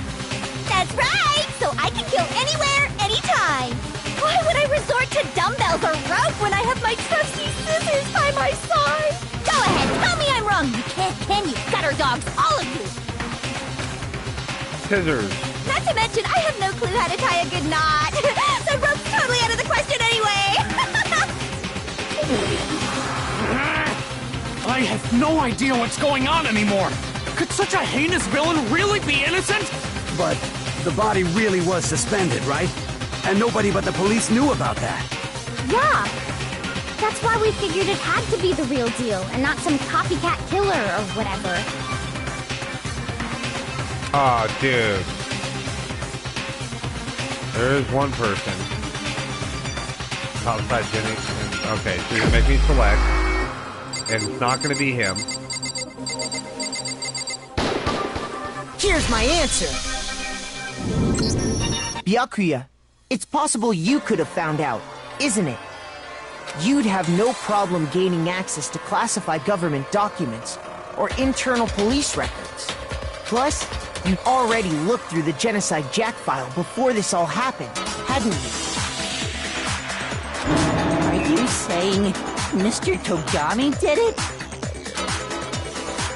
Then, the reason he pushed the theory of Genocide Jack being the killer so hard was because he wanted to pin the crime on her. So, he rearranged the scene to disguise it and make it look like I put my stamp on it. The adorable glasses man was behind it all. Oh, I'm on fire! Okay. Kinda love Genocide Jack. Well, Byakuya, what's your response? I see. So now the suspicion falls on me. No, I don't believe it was you.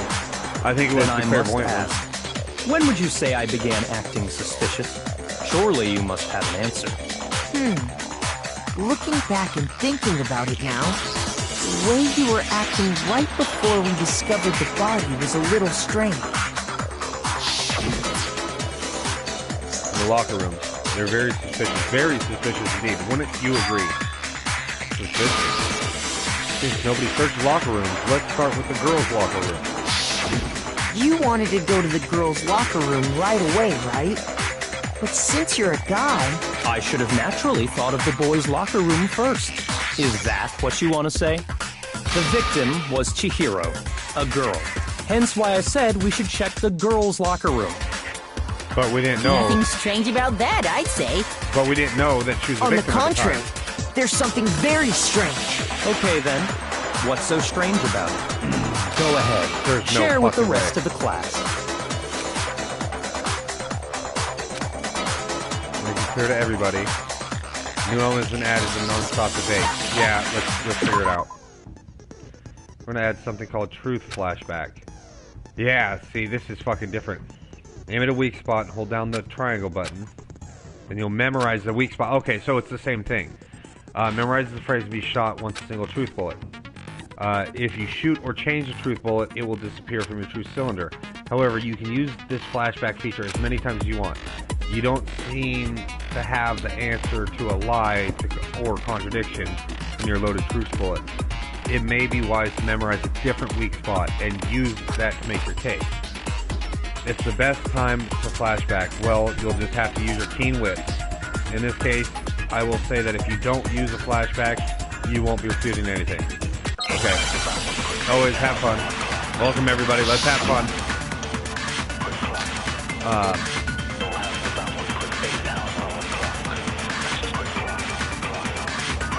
So, you said Byakuya was acting kind of weird before we found the body. That's it.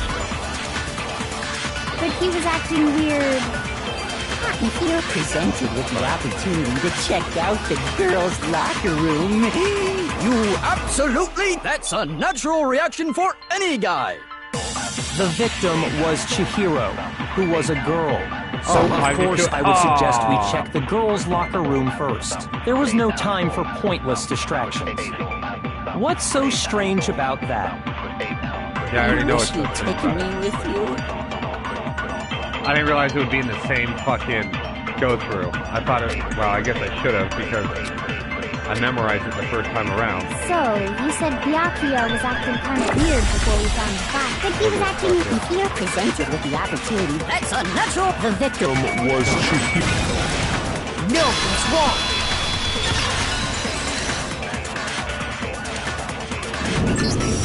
I'll tell you what's so strange about that. Because up until we actually discovered the body, we couldn't have known who the victim was. So your claim that you went to the girls' locker room first because Chihiro was the victim doesn't hold up. I see. That's a good answer, I must admit. Interesting. Very interesting indeed. But your reasoning is still too weak. Huh? What's wrong? Is that it? Surely you've got more than that. Go ahead. Show us. What's with Byakuya's attitude? It's like he doesn't even care. I got him cornered, but he's still acting like nothing to do with it. You're not finished already, are you? There must be more to it. There is. I think. There is more to it. Think about it. We just talked about the differences between this case and past Genocide Jack incidents. The proof you're looking for is hidden in there. Oh? Proof that I'm the culprit, you mean?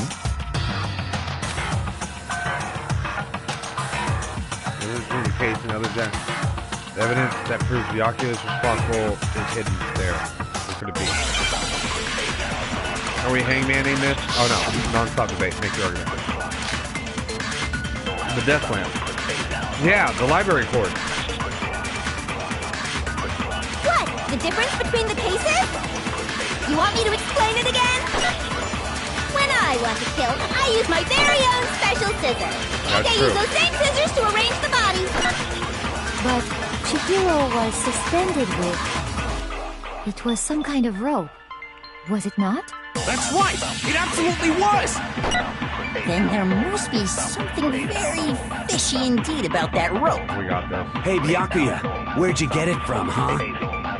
I'd never seen that rope before in my life. Bam! Fucking got you, bro. But, are we really gonna kill off, like, everyone who gets out? What? Actually, I'm pretty sure you have seen it before. Because, you see, that rope, or should I say, that extension cord? What? An extension cord? Byakuya, you've used the extension cord in the library more than once, haven't you? And the same extension cord that was in the library all this time went missing after the murder. And there's no way someone who uses that extension cord as much as you do wouldn't discover that fact. And Byakuya must be the one who took the extension cord. I can't imagine any other possibility. That's really what you think? Then your conclusion is something like this. I killed Chihiro in the girls' locker room, then hung her up and wrote that bloody message. I intentionally made it look like Genocide Jack was behind it. Is that about right? He's doing it again. He's totally calm, totally unconcerned, as if he's not even involved. Wait, not even involved? What's wrong? I asked you if you think that's what happened. Hell yes, that's what happened. So that's it, right? Byakuya's the killer. I don't disagree with not disagreeing. He kept calling this a game, right? So he'd be totally willing to do something like this to win. Sorry, but could we hold on just a second? I think we need to talk about this a little more. Huh? Do we really need to? We've already decided who did it. I know, but still, there's something that's still bothering me. Is that right? And what, pray tell, is still bothering you? I killed her in the girls' locker room, then disguised my crime. Specifically, I dressed it up to make it look like it was the work of a homicidal psychopath. What about all that bothers you? Wait. Was that just now? Something's not right. Chihiro's body was definitely found in the girls' locker room, but does that mean I can really just accept that Byakuya said no, because she was killed in the boys' locker room. The scene of the crime. A gun! You say you killed Chihiro in the girls' locker room, right?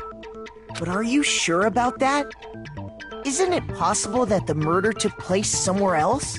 How disappointing. What kind of question is that? Even in the world of disappointments, this is a true letdown. She was found dead in the girls' locker room. There is absolutely no question about that. How could the scene of the crime have been anywhere else? Well, I think it's entirely possible that she was killed somewhere else, then carried there later, along with the rest of the murder scene. The rest of the murder scene? That was awfully specific. Please tell me you have a reason for saying all of that. I believe I do. Hey, Byakuya,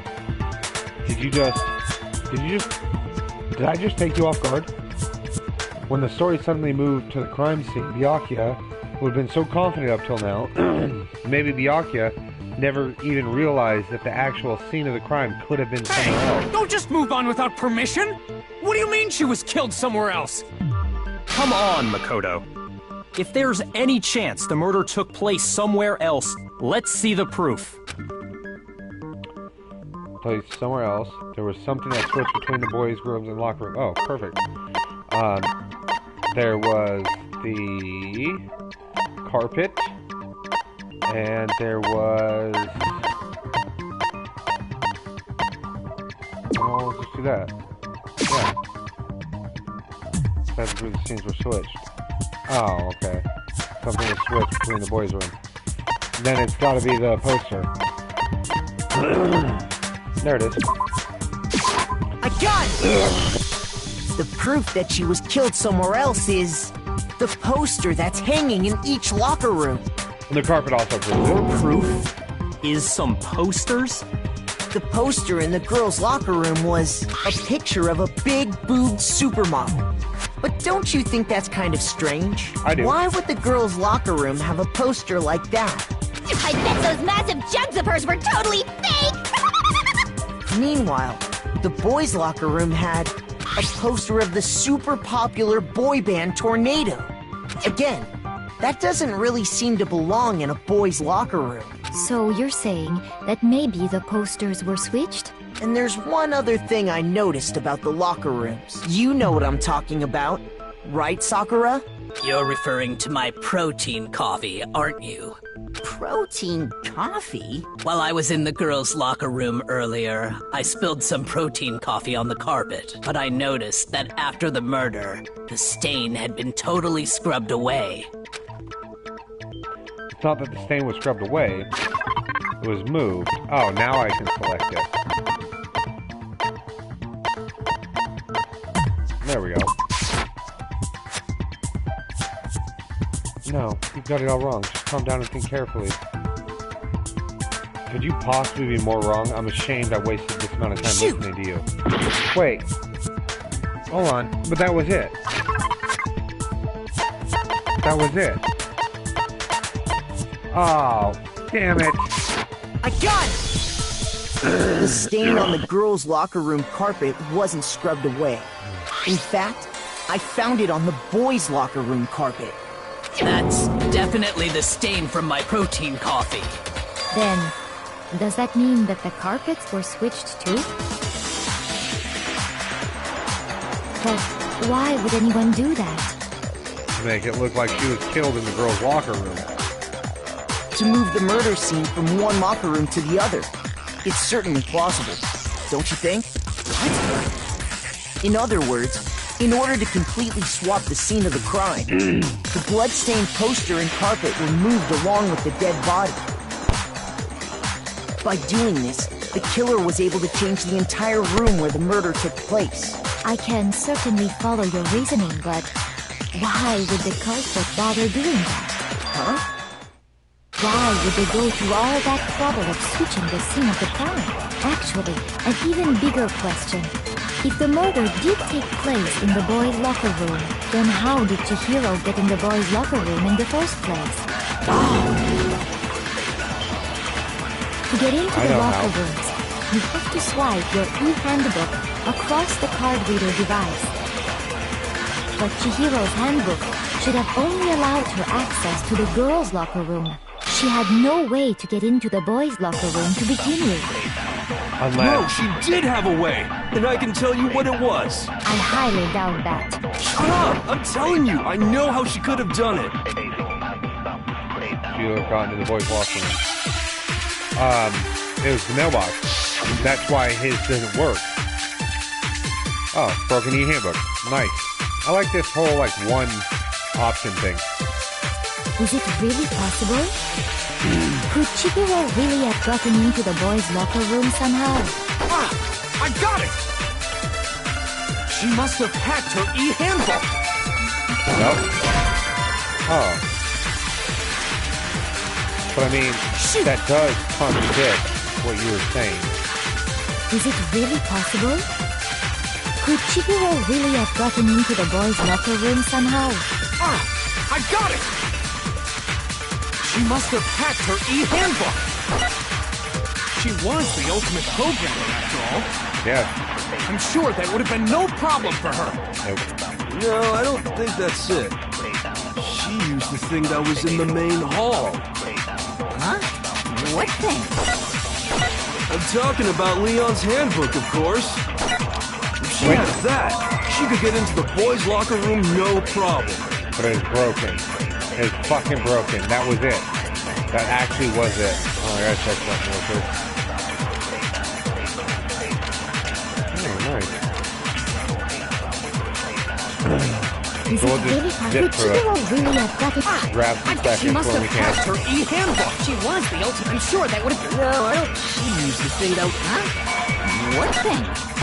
I'm talking about Leon's handbook. No, that's wrong.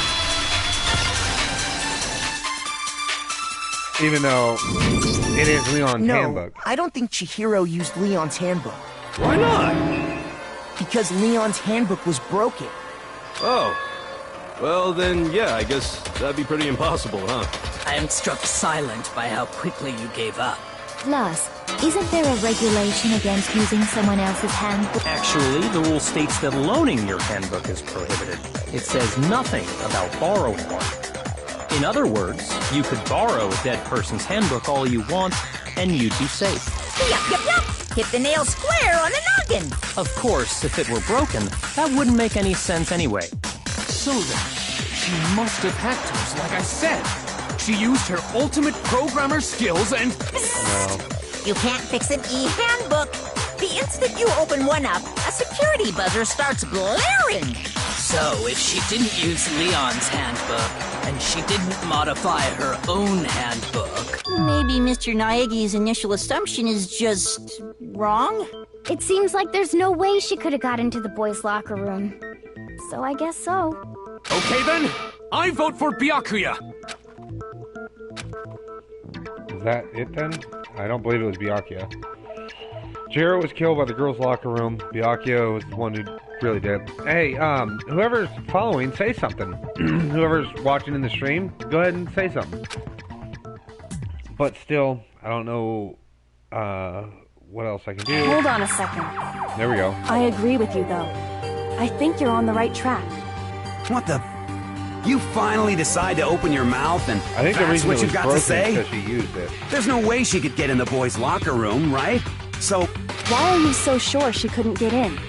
There's still one other way she could have gained access. Yeah, the full entry. What are you talking about? What other way is there? Well, to explain that, why don't we take a little break from the trial? I'd like you all to come see something. Wait. Just what do you think you're doing? Don't worry. This'll make the whole trial more exciting. I'm sure that thought must please you. Huh? It'll make things more exciting? Well, all right then. I declare an official class trial recess. For real? Now then, what is it you want to show us? It better not be boring or I'll be very unhappy. Oh, I have no doubt it'll meet your lofty expectations. So, shall we go?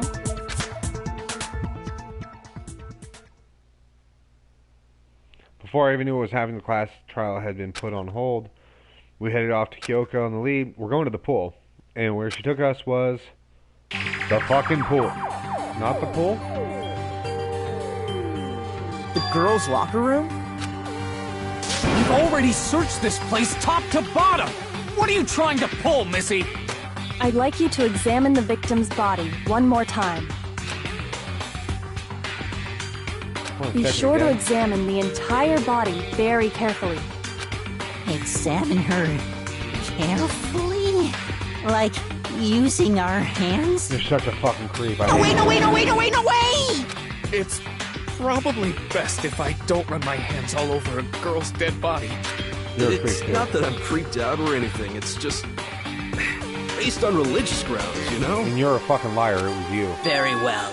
I'll do it. And there's so much to say about you. But you're a girl. You shouldn't have to touch a dead body. Just let one of the boys do it. No, it's okay. I think Chihiro would rather have a girl examine her. So just leave this to me. Sakura. What is this? Some kind of secret girl-on-girl action? Is that what you two are about? No, I fucking love you. That's not it at all. Stop screwing around. Okay, here I go. I'm sorry, Chihiro. Please excuse the intrusion.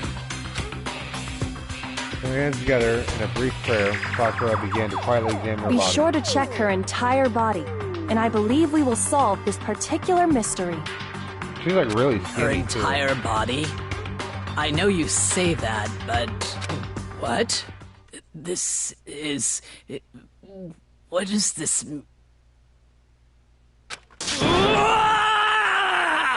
What is it? Boy? Not possible. It's not possible. Sakura's eyes were staring wildly at Chihiro's lifeless form. Her massive... This girl is... Is a boy. Is what? Is a boy! Get the fuck out of here.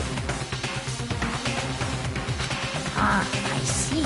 So she was actually a he. Interesting. Thank you for confirming this fact.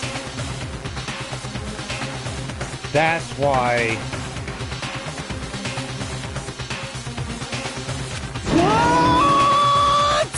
What? Yeah. For one, like, you gonna be my spirit animal, beaver face? You're joking, right? I wouldn't joke about this. Ben, it's really true? Chihiro was a guy? Oh, what? You guys didn't know? Heck, I knew that right off the bat. Chihiro Fujisaki was totally a guy. He was a cross-dresser? Oh, no, I'm really on fire! I wish I had killed it! So that's what Kyoko wanted to show everyone, huh? Interesting.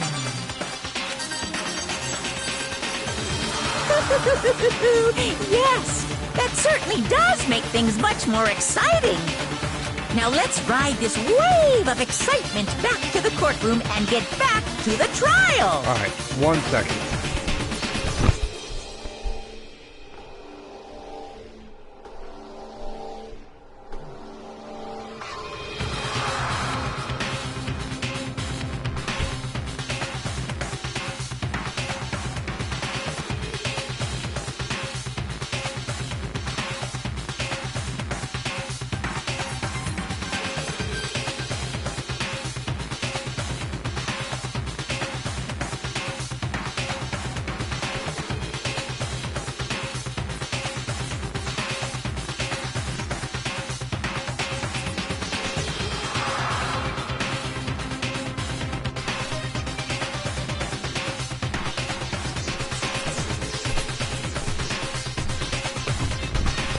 Alright, so I guess I shouldn't be so surprised, because obviously Sakura, who is more man than I will ever be, is a chick.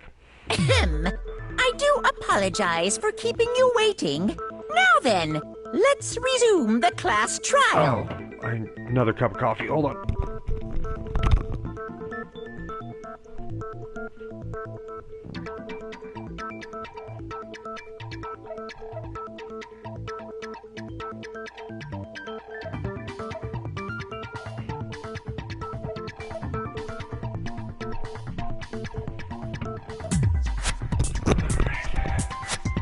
We've all just learned of the shocking revelation that Chihiro was actually a boy. Let's pick up from there. Yes, well, I don't know his reason for hiding it, but the fact is, Chihiro was not a girl, but a boy. I think that Chihiro was actually a guy. The thought had never crossed my mind. And because the victim was male, he would have had no problem gaining access to the boys' locker room.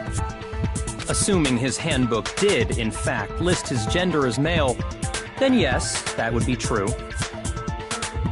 Of course his handbook said he was a boy. He dressed like a girl, but he was a boy through and through. So then, there should be no issue with Makoto's initial assertion. Did I overlook that every time, looking through the handbook?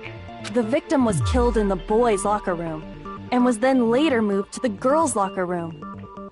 And the killer could have easily used Sayaka or Junko's handbook to get into the girls' locker room.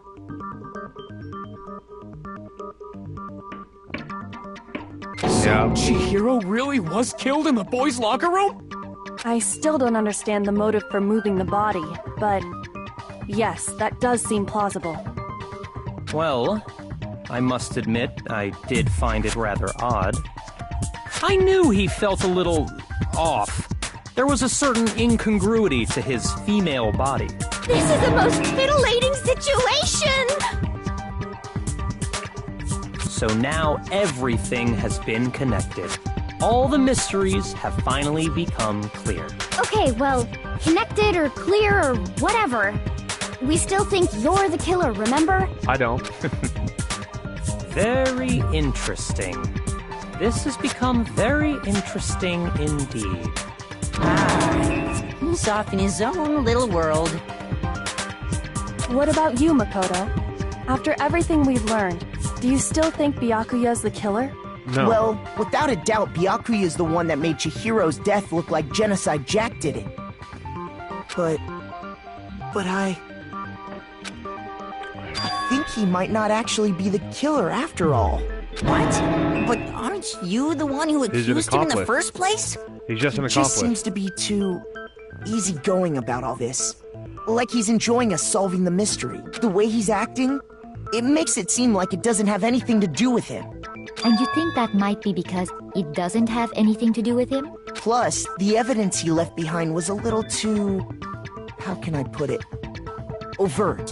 He consciously chose to use the extension cord, knowing it could connect him to the murder. At least, that's how I see it.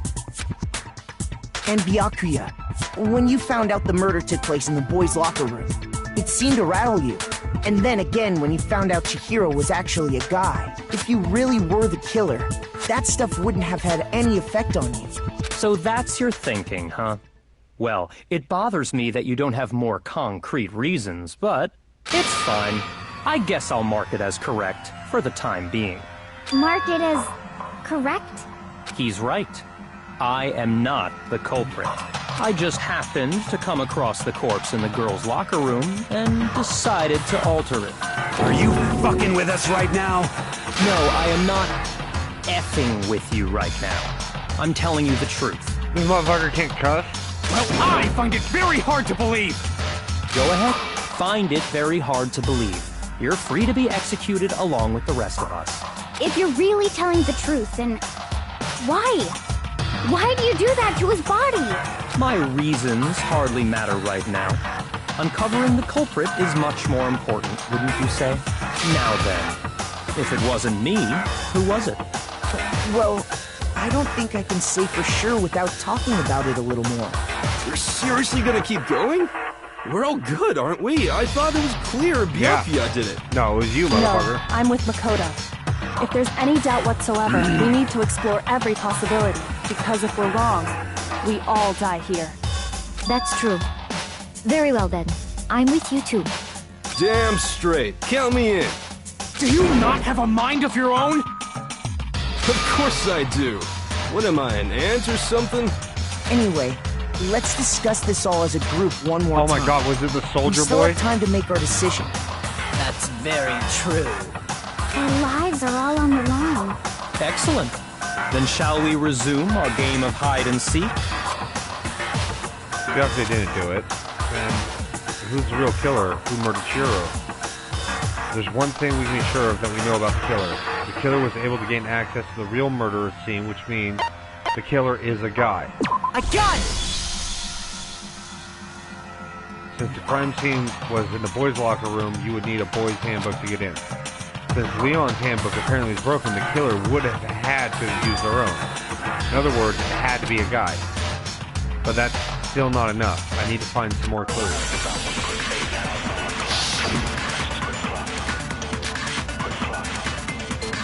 Left account. Okay, she saw her. She saw her. Isn't there a single clue that might lead us to who did it? Well, clues are one thing, but did nobody get a look at the killer? I'm sure if someone saw the killer, they would have said something by now. Perhaps someone saw the victim at some point. Even that might be enough for now. Yeah. All we need right now is any kind of new info. Ah, come on. So it's not that one. Isn't there a single clue that might lead us? Well, did nobody get... I'm sure if someone saw the... Perhaps someone saw the victim at some point. Yeah. All we need right now is any kind of new info. It's over. It's all over. You want to know who saw the victim? The killer. No. And only the... No, Celeste Star. I jumped the gun a lot. My bad. I believe someone else did see the victim before he was murdered. What do you think, Celeste? Now that you mention it, yes. I did see him. Huh? Really? Oh, but I suppose only Makoto knows about this. Oh, my name is Makoto? I thought it was Makoto. The rest of you had no idea, did you? That is why you're all making such ugly noises. Whatever! Just hurry up and tell us! It was last night, right before nighttime. I saw Chihiro in the dormitory warehouse. I saw him stuffing a track jacket into a duffel bag. And then, I assume, he headed off to exercise. A track jacket and a duffel bag? But we didn't find anything like that at the murder scene. It seems likely that the culprit destroyed them to get rid of any evidence. And that is when he said something that struck me as rather odd.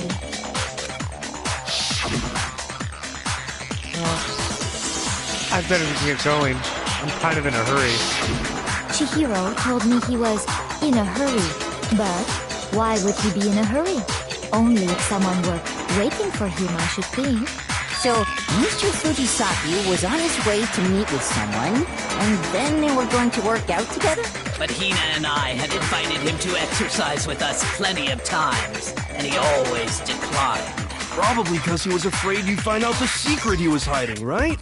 Which means that conversely, he must have trusted whoever he was meeting with very much enough so that he was willing to risk his secret being revealed. What a marvelous friendship! The point is, whoever he met up with is the culprit, right? So we just gotta figure out who it was. But knowing what we know, I can't even guess. No. You already have what you need to make the connection. Huh? You know who the killer is. I do. Seriously? It's either you or it's crazy here. Who is it? Who's the killer? Think back to the track jacket and duffel bag the killer disposed of. Focus on the details of these items, and it should become obvious who was waiting for him. Are you sure about that? You really think we can figure out who did it based on 2 pieces of evidence that we don't have? What? You want to track down some fingerprints or something? Even if we had the equipment for that, we wouldn't know how to use it. As was noted, the evidence is already gone. There's nothing to get fingerprints from. Maybe, but we can make certain inferences if we just take the time to talk it out. Easy for you to say, but fine. Celeste, did you notice anything special about the bag or jacket? The bag was just a normal duffel bag from the warehouse. All the bags in there are the same, so I can't imagine what would make that one special. Well, if I remember right, There was a decent variety of tracksuits to choose from. Do you think there might be some connection between the culprit and Chihiro's jacket? Perhaps. Let's explore that and talk a bit more about the jacket he took. Chihiro's track jacket really holds some clue about the killer. Somehow it's really hard to believe.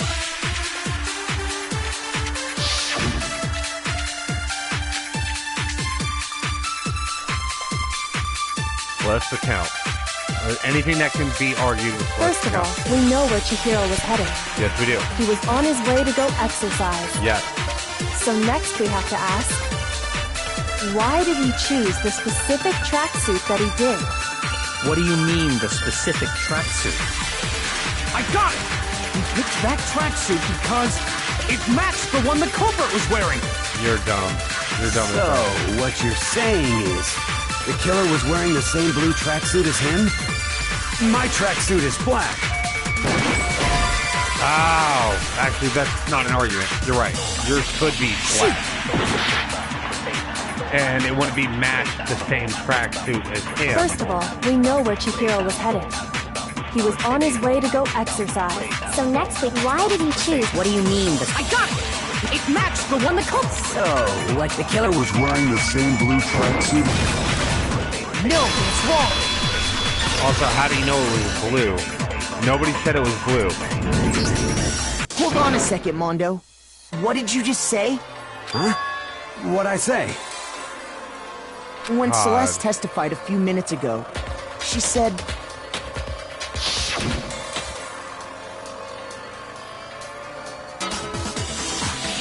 Stuffing a Draxton's duffel bag, and then I assume he's heading off to the exercise.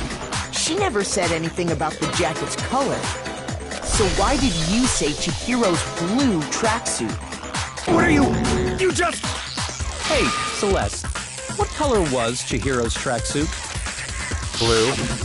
As a matter of fact, it was blue? And before we began the trial, did you tell anyone that? The only one I told about any of this was you. Then, Mondo, how did you know what color Chihiro's tracksuit was? Because I just... I'm sure he saw the clothes at some point in the investigation. No, that can't be it. The bag and clothes were surely disposed of by the time we began our investigation. Fuck. Then the only reason he could have known what color the tracksuit was is if he saw Cherry with it before he died! That's the only possibility! Cherry? Are you talking about Chihiro? So, how about it? Did you see the tracksuit or didn't you? Just by chance. I just happened to see it last night. He walked past me, and he was carrying the tracksuit in his hands. No, that can't be it either. According to Celeste's testimony... It was in the duffel bag. In a hurry. It was almost like trying to hide it, and just like that, she was gone. When Celeste noticed it, Chihiro made a point of making sure the jacket was completely in the bag. If you just ran into him briefly, you couldn't possibly have seen what color the tracksuit was. I don't want it to be you, Mondo. You dug your own grave. I'm not a big fan of you, but... You handed him the shovel, didn't you? That's why you said what you did. Focus on the tracksuit and it'll be obvious who he met with? What a bunch of nonsense. Ah, now I understand. It was all one big bluff, wasn't it? Your true intention was to draw a slip of the tongue from the culprit. That's why you said you knew who did it, to put them on edge. That's right. However, Mondo was my target all along. I had my suspicions about him from the very beginning. But why? What made you so suspicious? That's a good question. The way he was acting. No? You only call guys dude. For girls, it's chick. And after he was killed, you happened to refer to him as dude. I skipped a bunch of shit. Once I picked up on that, it occurred to me that Mondo knew something we didn't. You notice such a tiny detail? Are you a witch? She's a witch! You're positively frightful! It didn't do the whole I got it thing. No, I'm not the frightful one. Not nearly as frightful as someone capable of murdering a friend. Mondo, was it really you? Did you really... kill Chihiro? I didn't kill anyone! You've been all over me, judging everything I say, putting words in my mouth. What gives you the right to treat me like a goddamn criminal? First off, you're a fucking criminal. Second off, we didn't do anything you said we did. Yeah! He would never do something like that! This is a false accusation! Alright, well, drop your fucking bromance, Captain Law. We got some, like, real shit to do, Taka. It's true. My reasoning on that is pretty shaky. That was fast. Well, this does present us with a problem. It seems we are all out of leave. My time has nearly come. That's what my little ghost friend is telling me. Oh yeah, that reminds me. Hifumi, weren't you telling me you'd found some evidence? Really? What kind of evidence? Actually, now that I'm thinking about it here calmly, it might not be all that relevant. Jeez, does your confidence just get up and walk away? It's fine, man. Just tell us. If you really insist, then... here it is. What do you have there? It happens to be an e-handbook. I found it laying on the ground, so I scooped it up. Is that Chihiro's? I got it! We know Chihiro's handbook was missing from the scene of the crime, right? For a fact. For a fact indeed. I was totally sure I'd found it. Oh my god, it was you. Then it must hold some clue about the culprit, right? Well, that's what I was hoping. But it's busted. It won't even turn on. I imagine the culprit broke it to get rid of any evidence after the murder. So the guy can't open another guy's handbook. That's odd. I didn't think the handbooks were quite so fragile. You're right. They're not. They're totally waterproof and shock resistant. It would take an awful lot to break one. And yet, this one does appear to be broken, as is Leon's, sitting useless in the main hall. For all your confidence, that is a remarkably high failure rate. Do you think there might be some kind of mystery in there somewhere? How precisely did the handbooks get broken?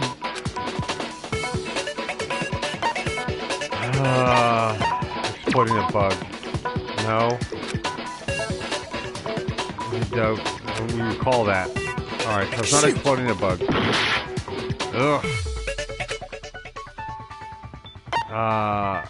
By hitting a weak point. You already told us before that the handbook has one weak point, didn't you? You remember that? Sure, maybe I let that slip, but I never told anyone what the weak point actually was. But if the handbook is supposed to never break, and two of them broke in quick succession, then we can only assume that someone's figured out its weakness. You know what the weakness is, right, Monokuma? So, what is it? You're asking me? I think it's a necessary piece of information if you want this to be a fair trial. But if I tell you, and someone else decides to copy it, that would be very not good. Just tell us already. Why would we want to break our own handbooks? Oh well, I have a weakness for pushy demands.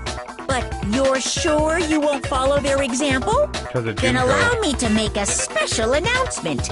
The weak point of my cutting-edge e-handbook is... when it's exposed to high temperatures for too long, it will suffer a meltdown and totally break! I flippin' knew it! Seriously? You knew it? Yeah, because I found the handbook laying on the floor of the sauna. The temperature in the sauna can reach over 200 degrees. Strange how you don't get burnt, huh? It's because as your sweat evaporates, it creates a cooling layer of air around your skin. It's called the Leidenfrost. If the hot air of the sauna were somehow pushed directly onto your skin, you'd definitely get fried. That layer of air would get blown away. That's why you may feel a burning when you move around. So when you're in a sauna, make sure to keep nice and still. Interesting. I learned one new fact today. That is a mere trifling speck of knowledge. Anyway, if you found the victim's handbook in the sauna, then the killer must have been purposely trying to raise its temperature in order to break it. Oh, it was Meaning the culprit somehow knew its weakness. It was him. It was the biker guy. But how'd they find out? Monokuma said he didn't tell anyone, right? Indeed. Quite the mystery. What if they found out by accident? What do you mean by accident? What if the killer took their own handbook into the sauna, not knowing its weakness, and it broke? Right. They'd realize it was broken, of course, and it wouldn't be hard to figure out why. And once they had Chihiro's handbook, they knew they had an easy way to dispose of it. I won't say it's not possible, but who would have done something like that? I don't know of anyone who took their handbook into the sauna. I do. I might know someone who did. Whoa! Seriously? I think the one who may have taken their handbook into the sauna was... Time to select. You wanted all their clothes on in the sauna, yeah. Bro, I don't really want it to be you. I mean, I'm not a big fan, but... Here's my answer! Mondo, your handbook got broken in the sauna, didn't it? What? Why? Why do you keep accusing him? Mondo and Taka had an endurance contest in the sauna not too long ago, remember? And for the contest, Mondo just so happened to keep his school uniform on. But little did he realize, he'd also left his handbook in one of his uniform pockets. And when it was all over, Mondo discovered that taking your handbook into the sauna could easily destroy it. No, wait, hold on. You got it all wrong. He would never kill. I don't accept this. Show me the proof. The actual solid proof. Bro, he's literally killed before in the past. I mean, I don't want to believe it either, but telling something that proves it beyond a shadow of a doubt. It's going to be over whatever truth bullet I have. Oh. Shit, they upped the game. Let's test broken. Makoto's assertion. If what he says is correct, then Mondo, you broke your own handbook. In other words, if Mondo's handbook is actually broken, then that proves that what Makoto said is right. Well, my goddamn handbook works just fine! See? Look! Makoto was wrong after all! Mondo wouldn't hurt a fly! I want to say...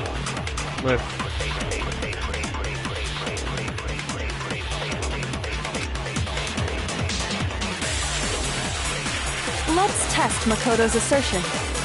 If what he says is correct, then Mondo, you broke your own handbook.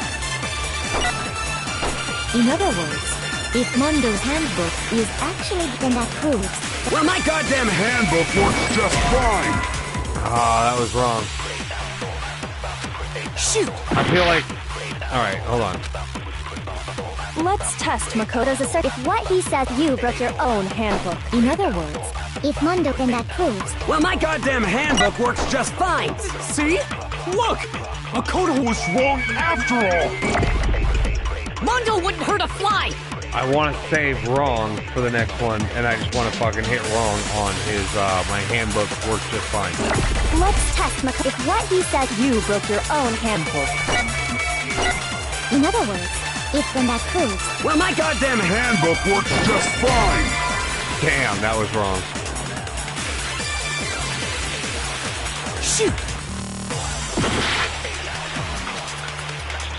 Let's test Makoto's assertion. Broken E handbook. If what he says is correct, you broke your own handbook. In other words, if Mondo's, then that proves... Well, my goddamn handbook works just fine! See? Makoto was wrong after all! Oh, I don't know what to do. I don't know what to do. I don't want to lose this one. I need help. I need help. Let's test Makoto's assertion. If what he says is correct, then you broke your own handbook. In other words, he has Chihiro's handbook. That's well, my what it is. goddamn handbook works just fine. That wasn't it. We lost. We fucking lost. Shoot! Now we're gonna have to go through the death shit. Elias, where the fuck are you, bro? Yeah, let's give it another shot. I refuse to give up yet. We're gonna get through this. God, I hate that I failed that. We were so close.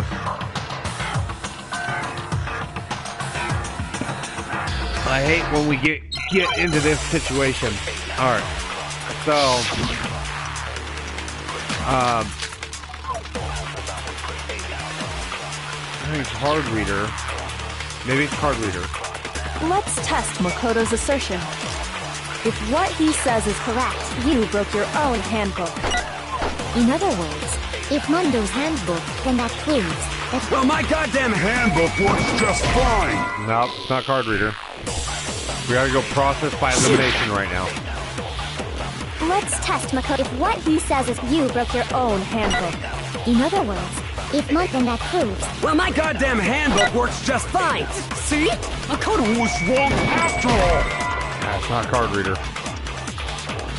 Shoot! Okay, fine. Let's test We'll go Makoto's broken assertion. If what he said, you broke your own handbook. In other words, if then that proves... Well, my goddamn handbook works... No! Really? I thought I hit that one. Did I not try that before? I thought that was... whatever. Fuck it. Who cares? Mondo, the handbook you have right now, is it really yours? No, it's fucking What is that Chihiro's. supposed to mean? The broken handbook that was in the main hall, isn't that one actually yours? What the heck are you talking about? What I mean is, I think Mondo swapped his handbook out for one that actually works. I think he took Leon's handbook and replaced it with his own. After all, Monokuma said himself that Leon's handbook never should have broken. That's right! The punishment it suffered wasn't nearly enough to destroy it. So then, the broken handbook in the main hall is actually Mondo's. Which would mean that the handbook Mondo has right now is actually Leon's, yes? But doesn't that violate the school regulation that says loaning out your handbook is prohibited? Technically, it's borrowing. Here's how I look at it. There is a rule about loaning your handbook to another student. But if they're dead, they're not a student. It's kind of a gray area, I admit. But no worries. If anything, it just makes things more interesting. As such, I decree that exchanging handbooks with a corpse is not a violation of the rules. Well, Mondo, if I'm wrong about this, you're welcome to say so. I'm happy to admit I made a mistake, but... Son of a bitch. What's wrong, bro? Come on! Tell him he's wrong! You are wrong! You have to be wrong! Everything you just said is wrong! You made it all up! Okay, then why don't we look back on this case one more time, from the beginning? That way, everything will become clear, and we'll all see if I was right or wrong. Alright, let's do it.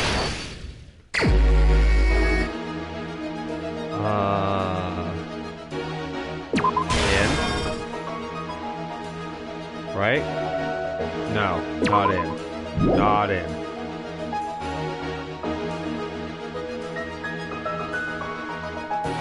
Alright, we gotta focus on stuff that we know. Bam. That I think we know. He rolled up the carpet. Where is... Alright, turning the doorknob. When did the killer turn the doorknob? In doorknob. She walked in. Okay, the story goes this way.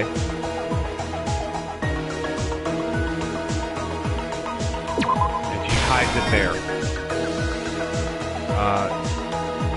I'm good with that. Oh god, there's more stuff. So in, doorknob. He's there.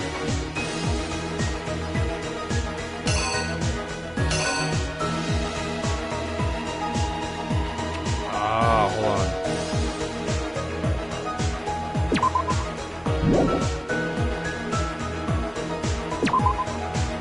No, that's still in. That's still, like, they're in. Alright. Oh, shit. Alright. So...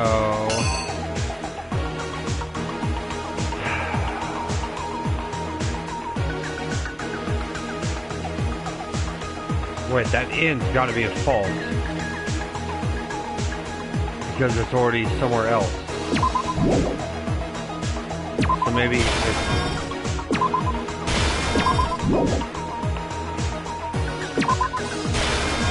Damn, the sounds are the same.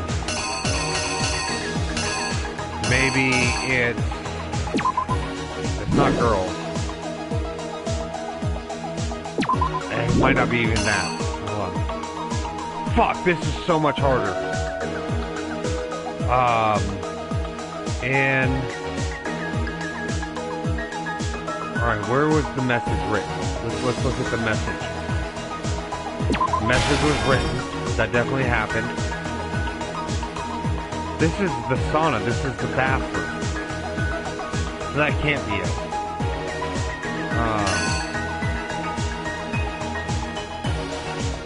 Alright, so he picked her up. He took her... That's Byakuya.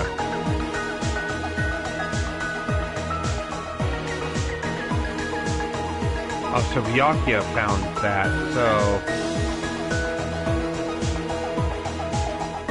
He picked her up.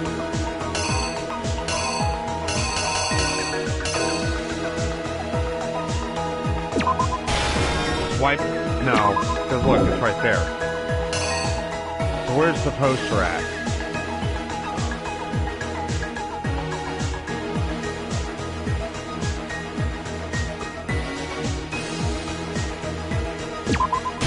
Place the poster. The card hit the ground.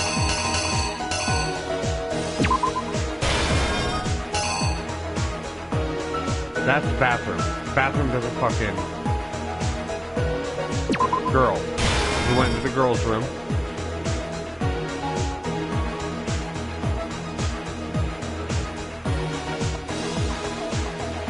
He must have been lifting weights before then.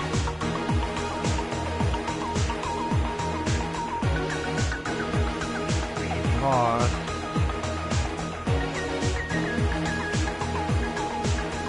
Was he... Fuck it. We're just gonna go there, and we're gonna go there. Because that's everything, right? Now there's the inn, there's the doorknob, and there's the card.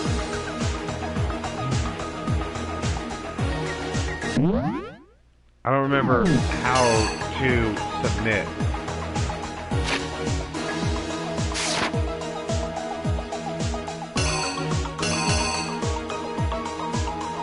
Am I missing something? Is there still one like left to play out on this screen somewhere? Oh shit.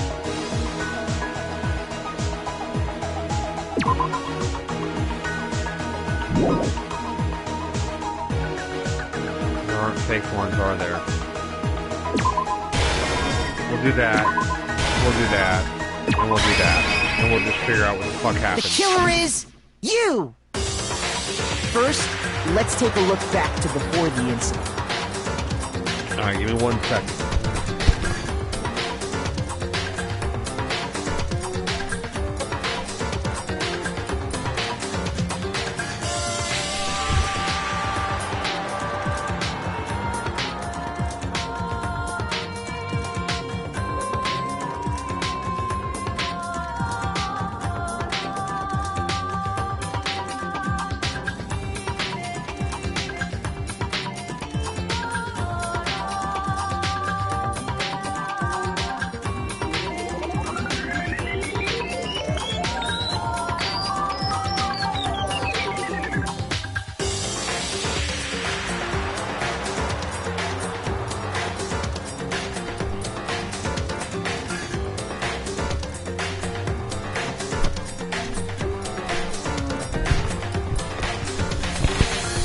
Oh, I feel like this is gonna be a hard one. Last night, Celeste saw Chihiro in the warehouse, correct? At the time, she was apparently stuffing something into a duffel bag. That something was a blue tracksuit. You can confirm this, right, Celeste?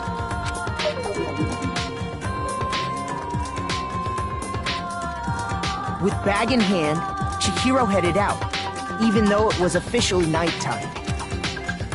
She made her way to the locker room, specifically the boys' locker room. But how could the victim, who was apparently a girl, access the boys' locker room? It should have gone to the girls' locker room right there. Alright. So we'll fix that. Oh, it's the card swipe. It's the card swipe right there.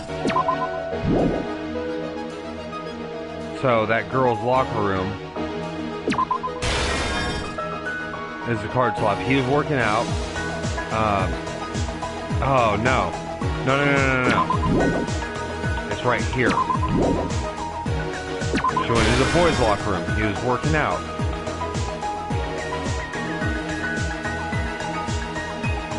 Wait. No, that's definitely right. That's definitely right.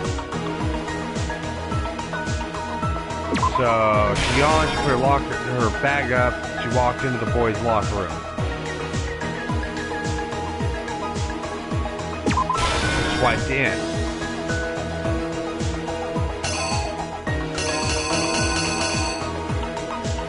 Where's the bathhouse scene come and play?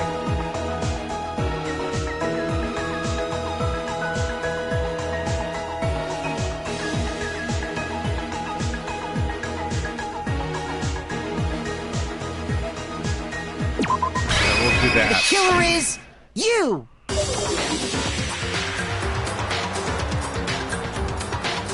With bag in hand, Chihiro headed out, even though it was officially nighttime. She made her way to the locker room.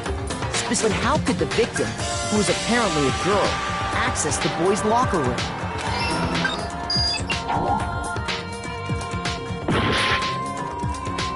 Seriously? Now that one's wrong? I thought he'd be working out. So, what was he? No. It's not like he was working out afterwards. Hold on. What if it was like this?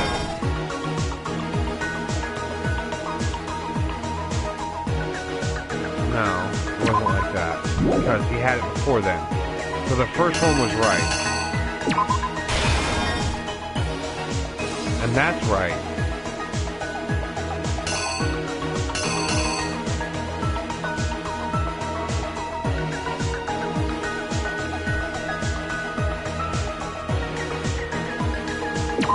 Right there and right there.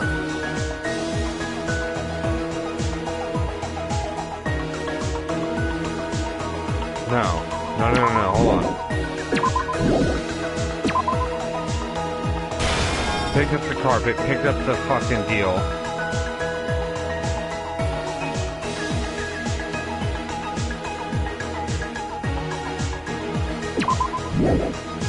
No, yeah, definitely open the girls.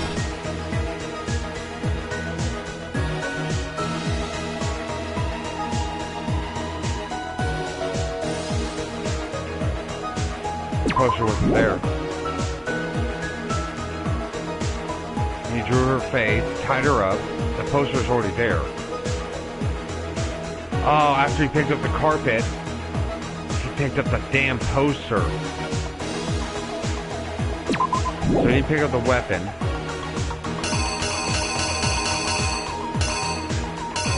He picked up the poster.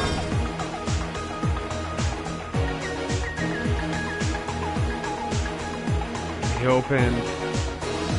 He wrote the message.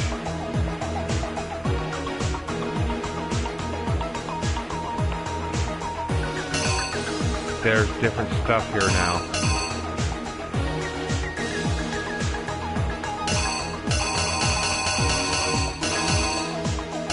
There's stuff that wasn't here before. At least I didn't see it.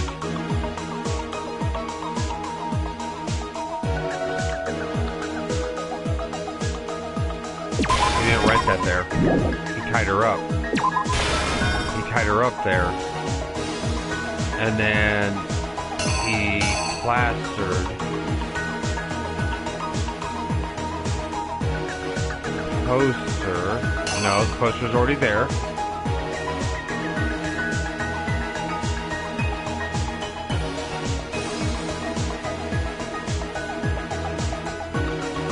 That's when he pulled down the poster. So, poster's there. Ah, he walked in. He didn't go to the girl's dormitory. He peeled the poster. Tied her up.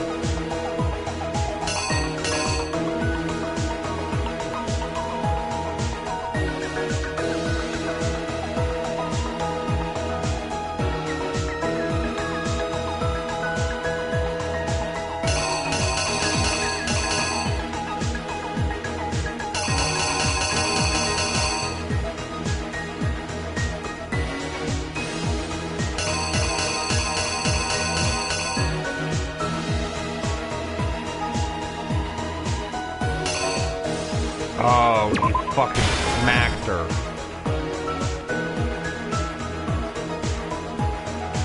No, because she's dead over here. That's where we're getting fucked up.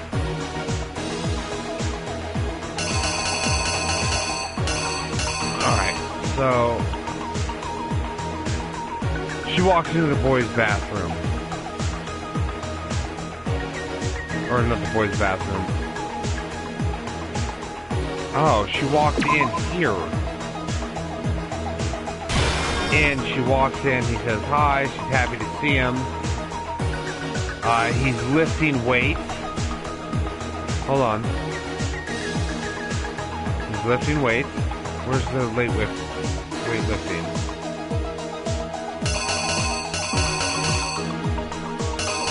Wait.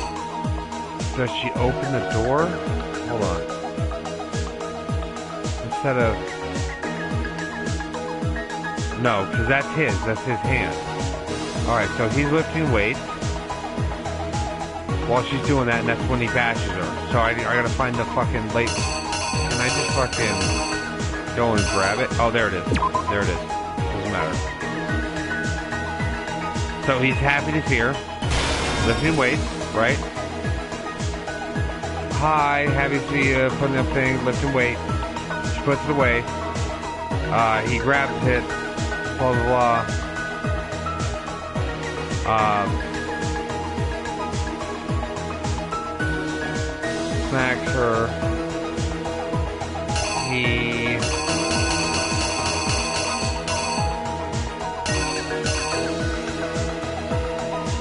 No.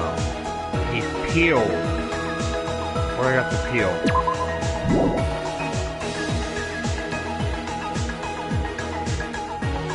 Alright, so he peels that shit.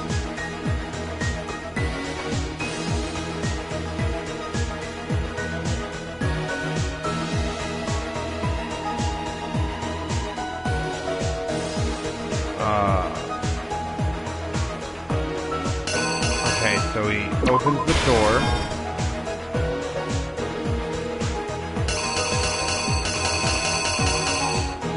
Puts that shit up. Here's exactly what happened. Let's try it. Let's try it. With bag in hand, Chihiro headed out, even though it was officially nighttime. She made her way to the locker room. But how could the victim, who was apparently a girl, access the boys' locker room? And she walked in. Simple. Because she was really a he. Which is why he was able to use his own e-handbook to gain entrance to the boys' locker room. Once inside, he met with someone there. And the person he met was the one who killed him.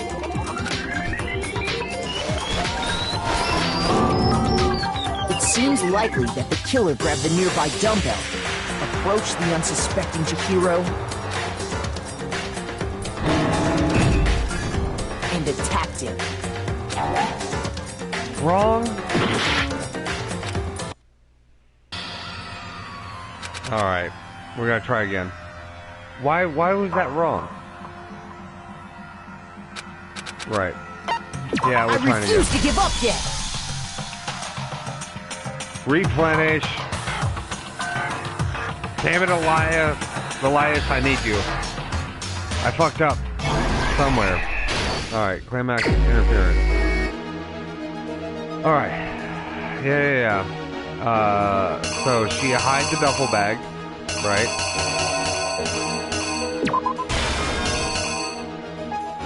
Well, this one's easier.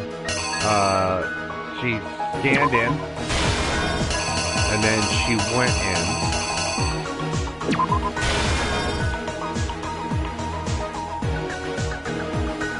And then, yeah, he picked up the dumbbell.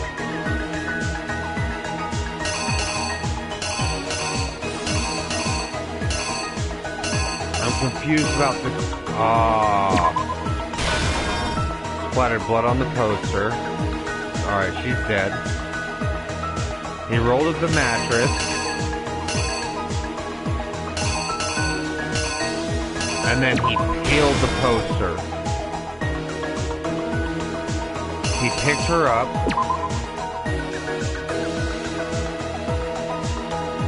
I'm assuming... No. He picked her up and then he opened the door. No. It's more... He opened the door after he got in.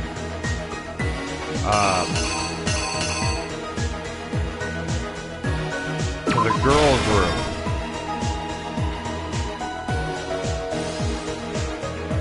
Alright, he showed up.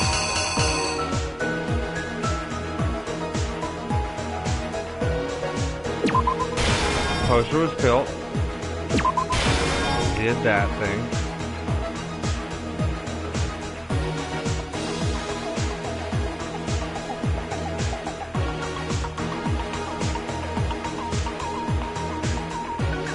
Wait, no. He tied her up, and then he posted. No, because it's already there. So he showed up, and he posted the message.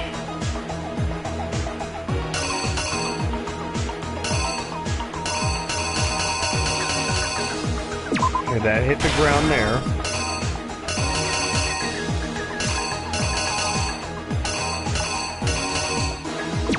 Throw that there. Here's exactly what happened. Let's see what happens.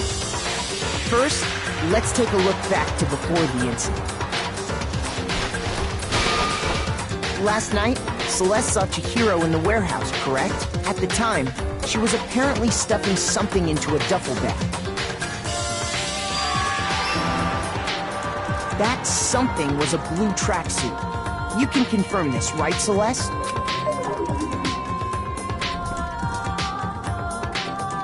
With bag in hand, Chihiro headed out. She made her way to the locker room, specifically the boys' locker room. But how could the victim, who was apparently a girl, access the boys' locker room?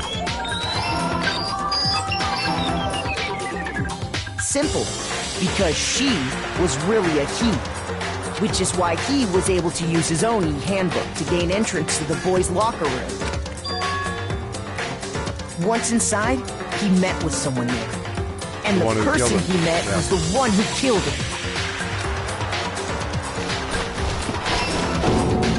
It seems likely that the killer grabbed the nearby dumbbell, approached the unsuspecting Chihiro, and attacked him. And that's where the bloodstains on the poster and carpeting in the boys' locker room came from.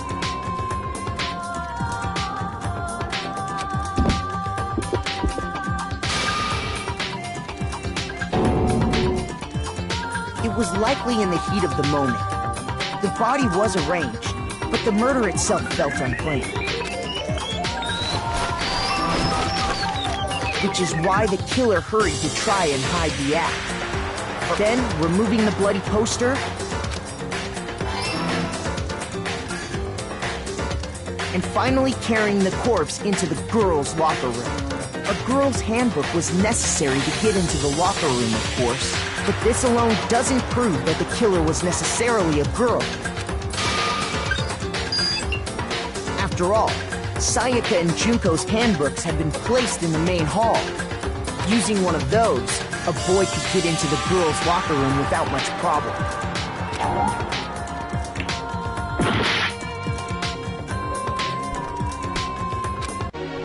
Okay. So that's where we got it wrong. So, what do we have? Do we have the girls' locker room door? Anywhere? So that's what we need, is the girls' locker room door. Where is it? Ah, okay. So, swipe that shit. Ah. No. Doubt it to be that.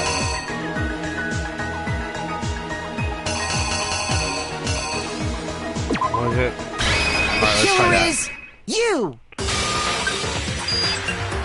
After all, Sayaka and Junko's handbooks had been placed in the main hall. Using one of those, Damn, that was wrong too. I don't know what it is. It's not that, it's not that. It's definitely not that. So something else has to be wrong down the timeline. I think all that's right. I think that's right too. Wait a minute. It's that. Put that there. No, it's gotta be this. That has to be because of the red scene. That has to be right.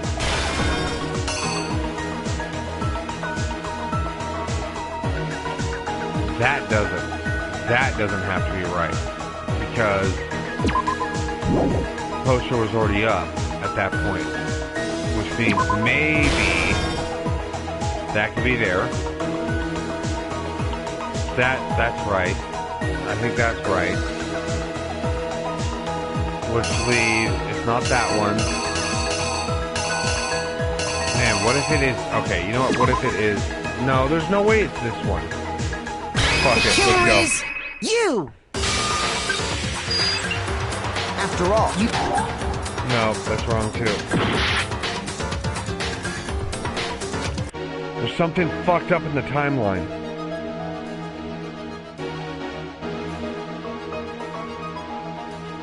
Is it? There's no way it's this. There's no way it's that. What if it's this?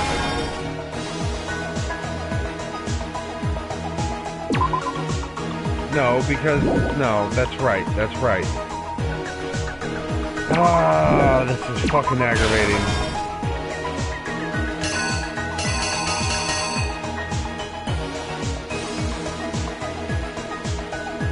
They zoomed in.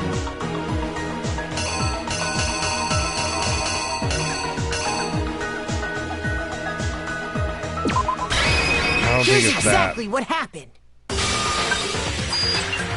After all, using what... We're about to die again. What the fuck could it possibly be?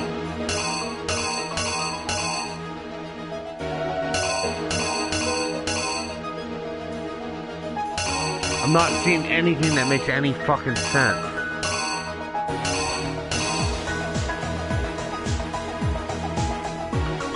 Wait a minute.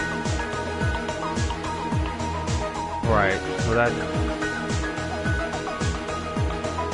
No shit. Here's exactly no what way. happened. After all, Sayaka and Junko using one of those, a boy could get into the girls' locker room without much problem. Yep. And that's exactly how the killer did it. With the carpet and the poster they brought with them, they got to work. They changed the layout of the boys' and girls' locker room in what you might call a crime scene switch. That could have been the end of things, but no. Byakuya discovered the body and decided to intervene in the situation, making things even more complicated.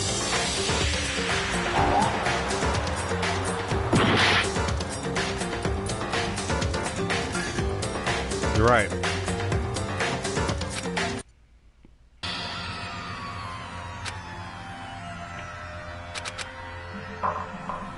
I got it this time.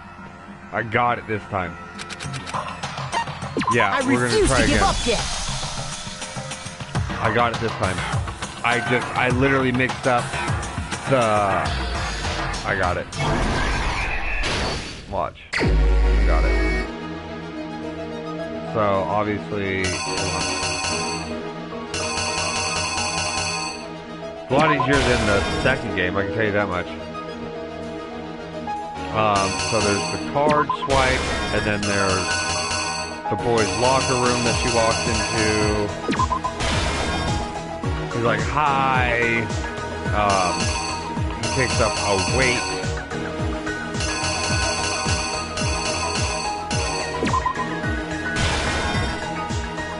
She's like, oh shit. And then it's Bloody's the poster.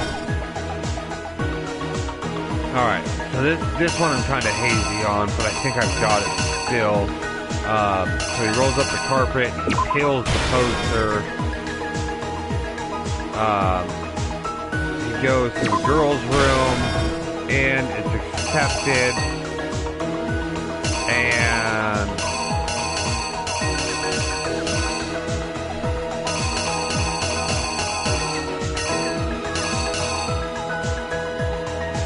post the painting. In the very end, they throw this key card down.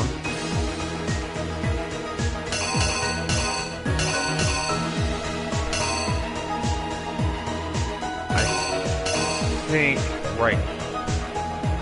So I put that rope there, but the rope should be here. He walked in with it, right?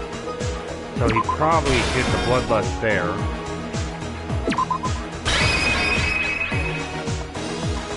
Is that it? That might be it. The killer is We'll see what happens. First. Alright, we're just gonna skip through a bunch of shit. That's right. We're just gonna skip like right over to... No? Oh, she heads and then she fucking... Yeah, she heads to the boys' locker room. And then she swipes. The killer is you! Right. Yeah, I fucked that up. I did backwards order. No? Wait, seriously? What did I miss? Alright, well then, it's definitely not that, but she definitely heads to the boys' locker room there.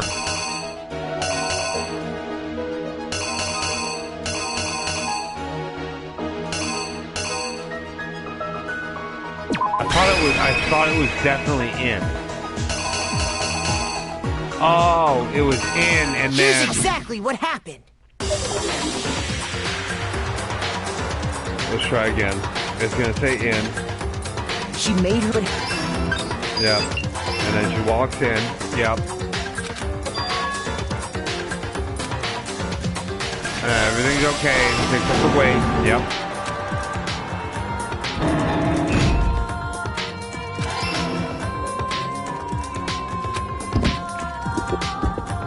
Splatters on the poster. Moving on. Alright. So he rips the poster. Picks her up, goes to the girls' room.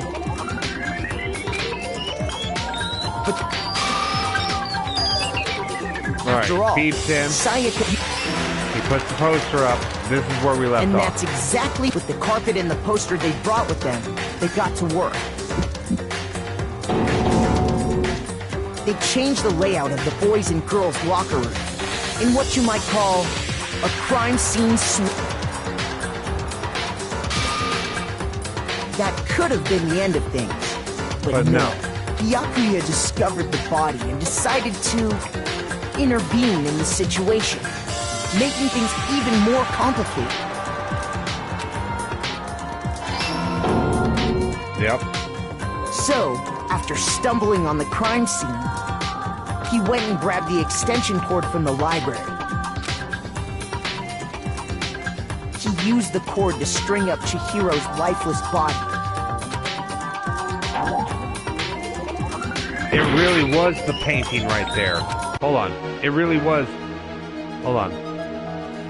So we're gonna swatch that out for that, and then we're gonna plant the evidence there. The killer is you! He used the cord to string up Chihiro's life. That's how I originally thought, except for... Then, using the victim's own blood, he left a grisly message there at the scene of the crime. He wanted to create the illusion that Genocide Jack was responsible for the slaughter. No way.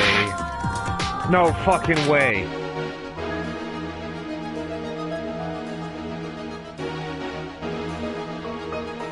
Is it... God, is it really that? Here's exactly what happened. No. We lost again. We lost again. Alright, so we know everything up till the last two ones, so... I mean, that's helpful. Could really use some help. I have no help. Nobody wants to help. Alright. So we have everything up until the end. So we know she's there. And then what I fucked up was the inn. That first time. That was unfortunate. And then there. Okay, so he picks up the heavy weight. Yep. And the blood on the poster. Yep. And then he wraps everything up. He peels the poster away.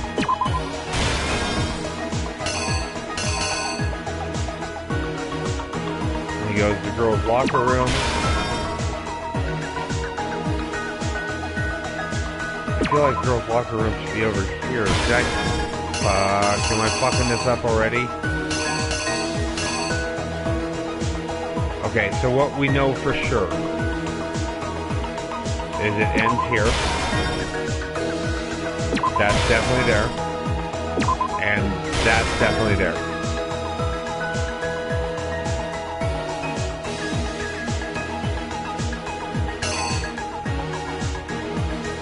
We know that that's not right there. We also know that this is... Oh, I'm sorry, that's not there. That's there. This is over here. Yep.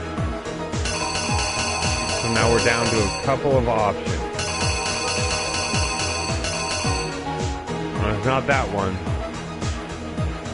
It's not that. Is it possibly Here's that? Exactly what happened. Let's just fucking cycle through as fast as we can.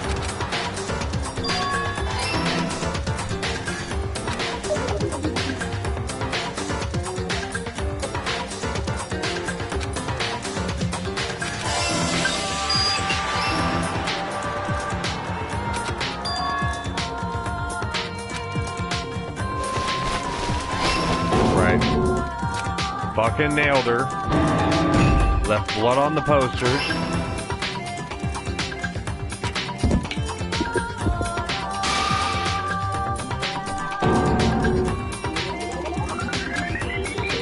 Okay. So we're gonna take out that poster, pick her ass up, go to the girls' room. Yeah, we're gonna beep in. We're going to fucking put up the new poster.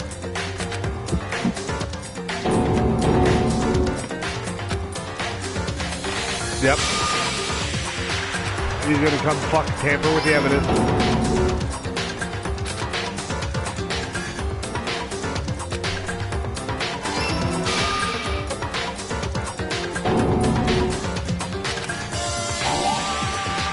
here's... Okay. So, right here is where we've gotten fucked up before. It's not that. It can't be that. I mean, what else can it be? There's no way it's this. The killer is... you! Oh, it is!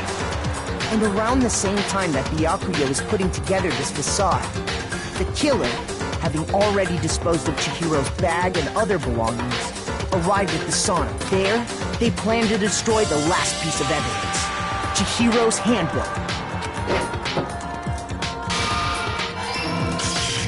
And just as the killer expected, the steamy sauna was enough to ruin the electronic gadget. Somehow, the killer knew that the handbook couldn't stand up to the heat of the sauna. And the reason they knew that is because the sauna had already wrecked their own handbook. And that's how it all played out. It really is him. Isn't that right, Mondo Owada?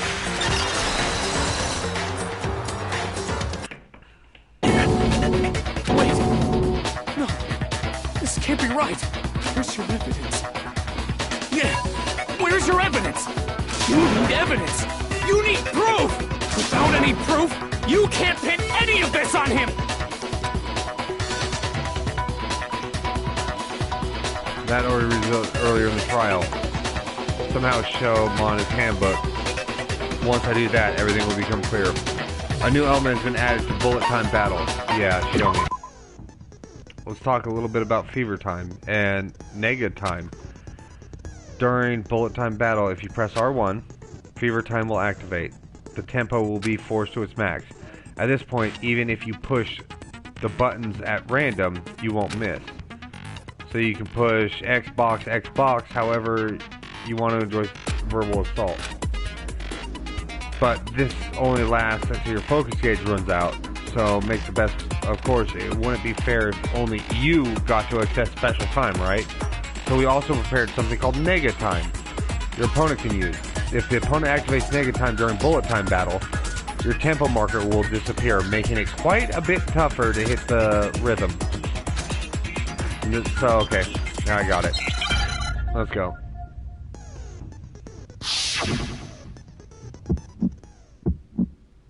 Wow, I'm fighting you. Show me some evidence! You're wrong! I won't listen! I refute you! False! Show me some evidence! I won't listen! False! I refuse to vote! Show me some evidence! Negative. You're wrong! I won't listen! I refute you! False! This sucks. Show me some evidence! Holy shit, did that suck. Alright. How in the fuck do you beat Nega Time? Right, we're gonna go again. I refuse to give up yet! I think I have to activate Fever Time during Nega Time for it to work. No, not at all. We're good.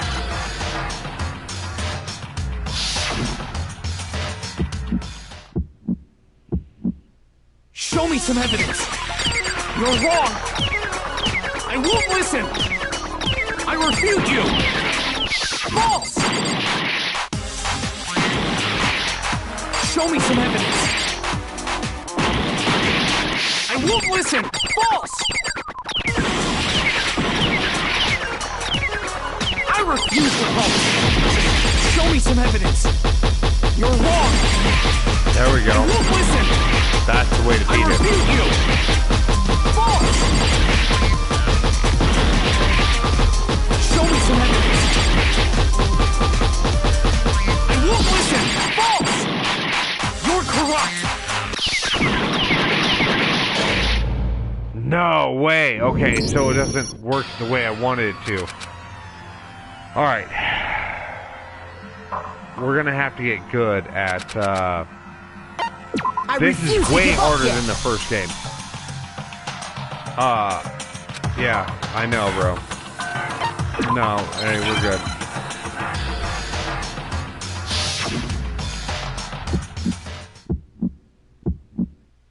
Show me some evidence. You're wrong. I won't listen. I refute you. False. Show me some evidence. That's right. I won't listen. False. I refuse to vote. Show me some evidence. You're wrong. I won't listen.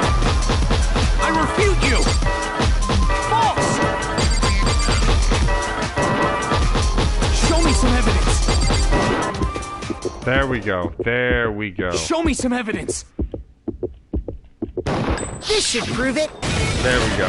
There we go. I was in hidden triangle. If my thinking so far is right, Mondo must have replaced his broken handbook with Leon's. In which case, we can just check each of our handbooks right now. Once we do that, we'll... We don't gotta do that. Huh? Yeah. I did it. I killed him.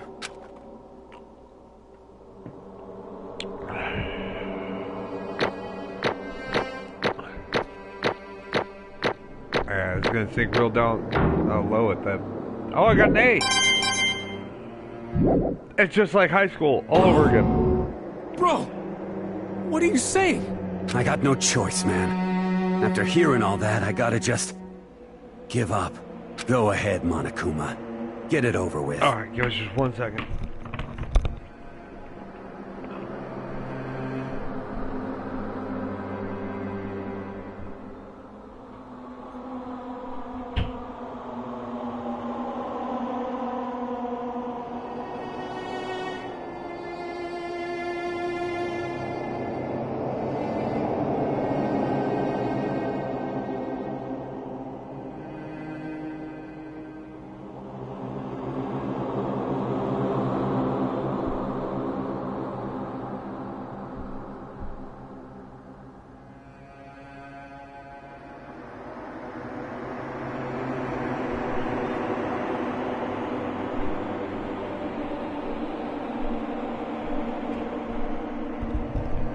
Alright. Ask for the goddamn verdict. Roger that. Wait! Hold on! No waiting! No holding on! Time for the moment we've all been waiting for! Grab your lever and give it a yank! Who will you elect as the Blackened this time around? Will you make the right choice or the dreadfully wrong one? We already know. What's it gonna be? What's it gonna be? We already know. It sucks, but it was him. Which means that I've put everything I can into everybody, so... I want to get to know Jack the Ripper a little bit better, or Genocide Jack. What? Oh, this time it looks like you got it right again. Yes, it is so. The Blackened that killed Chihiro Fusaki was Mondo Owada. Unbelievable. In case you're wondering, the vote was not unanimous. Kiyotaka chose the wrong answer. You're treading very close to the danger zone, Mr. Whatever. You need to be more careful. I refuse to believe it. There's no way. No way he would kill someone. Sorry. What is this? Why are you apologizing? Why?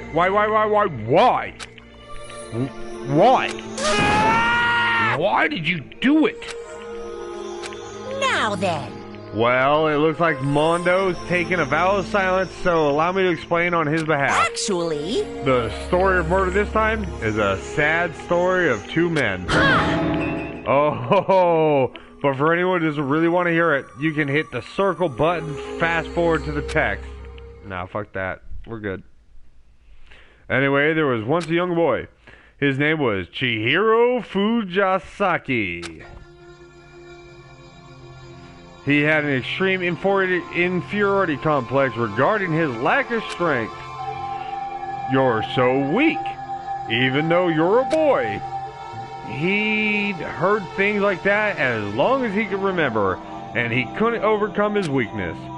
On the contrary, he tried to hide, he buried himself further and further into that weakness to take on the fragile and petite young girl.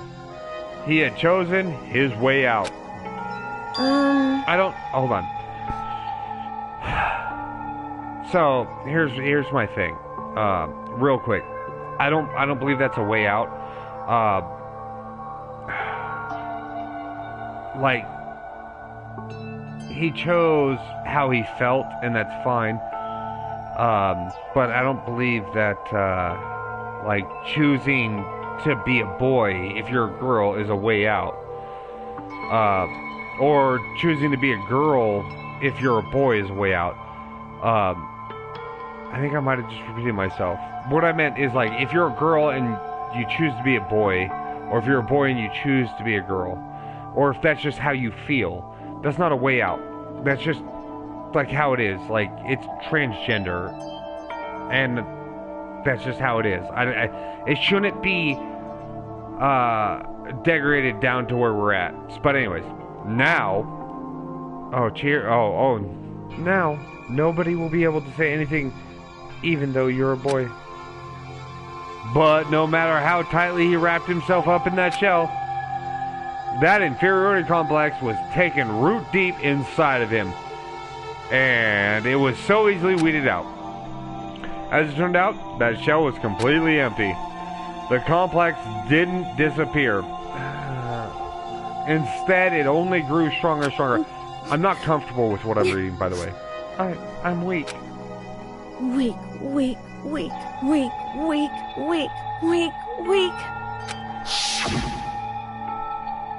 Once the killing game had begun at the school, he had no choice but to accept this fact. I'm super uncomfortable with this whole fucking plot right now. I just have to say that. After all, this world is survival and fitness, the survival of the fittest. If you're not strong, you don't survive. And the lovely, hateful Monokuma announcement, the revealing embarrassing secrets, which of course included Chihiro's embarrassing secret, which I was more than willing to divulge. Even though he dresses like a girl, Chihiro is actually a boy. Hey, And that was something Chihiro couldn't let anyone find out, no matter the cost. If that was revealed, it would be the end. The hardened shell would crack, and the armor would fall away. Without a doubt, those around him would torture him more than ever before. Everyone figured being thrust into such a dilemma must have sent him spiraling into despair. What? And yet... I'm sorry. I don't really want to talk about it right now. But I also don't want to leave things the way they are, so maybe I can talk about it later? I think this is actually kind of appropriate because obviously I've got I'm a man and pretending to be a woman, so this kind of actually works. After I try my best to become strong. By the way, when I say pretending to be a woman, I'm talking about the characters in this game, not me personally. Then I can tell everyone. Annoyingly, he used the thread of discovery to motivate himself to become stronger. that's right. Now's my chance. I want to change. I'm going to get stronger. I accept who I am. Strong enough so that when... even though you're a boy, I'll be okay. I'll get better. With that thought at the front of his mind, he resolved to take... With that thought at the front of his mind, he resolved to take immediate action. And so... that day, he made a commitment to begin exercising. He was prepared to retrain his mind and body. But sadly, that would be the first and only chance he would ever get at it. Hey, When he decided to start exercising, he thought it would be a good to ask for someone's help. But he wanted to tell that person his secret first, and then ask them to help him from there. And the person that he went to... Yeah, that's right. It was me. Yep, it sure was. The biker gang fella had been painfully clear about how important his manly promises were.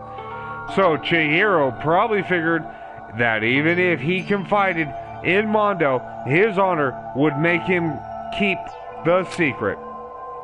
Uh-huh.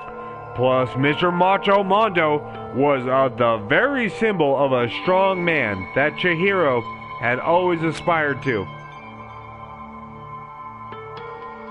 Maybe talking to Mondo about it will help give me some courage.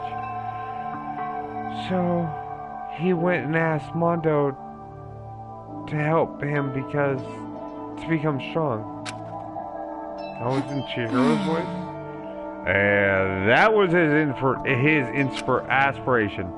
And he thought that only with Mondo's support would he ever be able to become close to that. Correct. So then, that's why Mondo did what he did. To keep the promise. He made Chihiro. Huh? What did he do? You mean, that's why Mondo carried Chihiro from the boys' locker to the girls' locker room? Indeed. Yes, that's exactly what I mean. Wasn't that to cover up what he'd done? It certainly. Wasn't. That could have been part of it, but I don't think that was the main reason. The real purpose was to keep the promise between men he'd made to Chihiro. But how does moving the body keep his secret?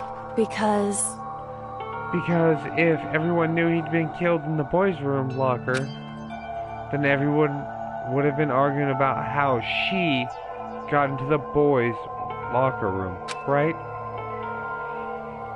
Once that started up, at least a few of us would have immediately begun to suspect his identity, so he tried to protect Chihiro's secret by putting him in the girls' locker room and stealing his handbook, right, see?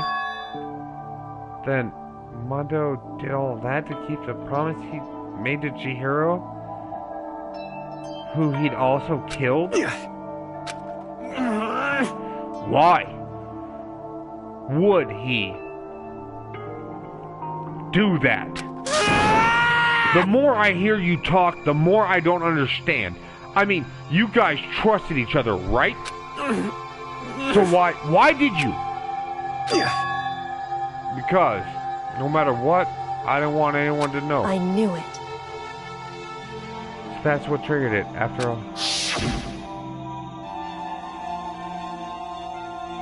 The possibility of having your embarrassing memories or secrets exposed. What is this? That's impossible.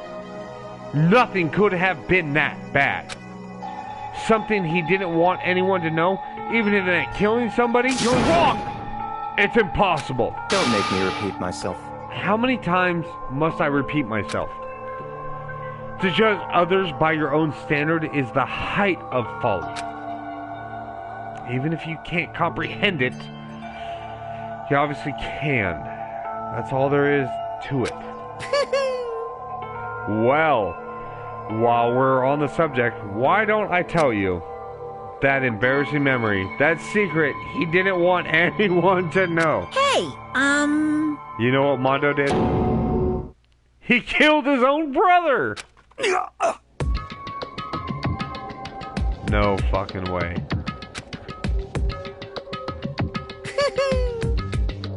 Mondo, the ultimate biker gang leader, makes all the hoodlums and riffraff across the country tremble.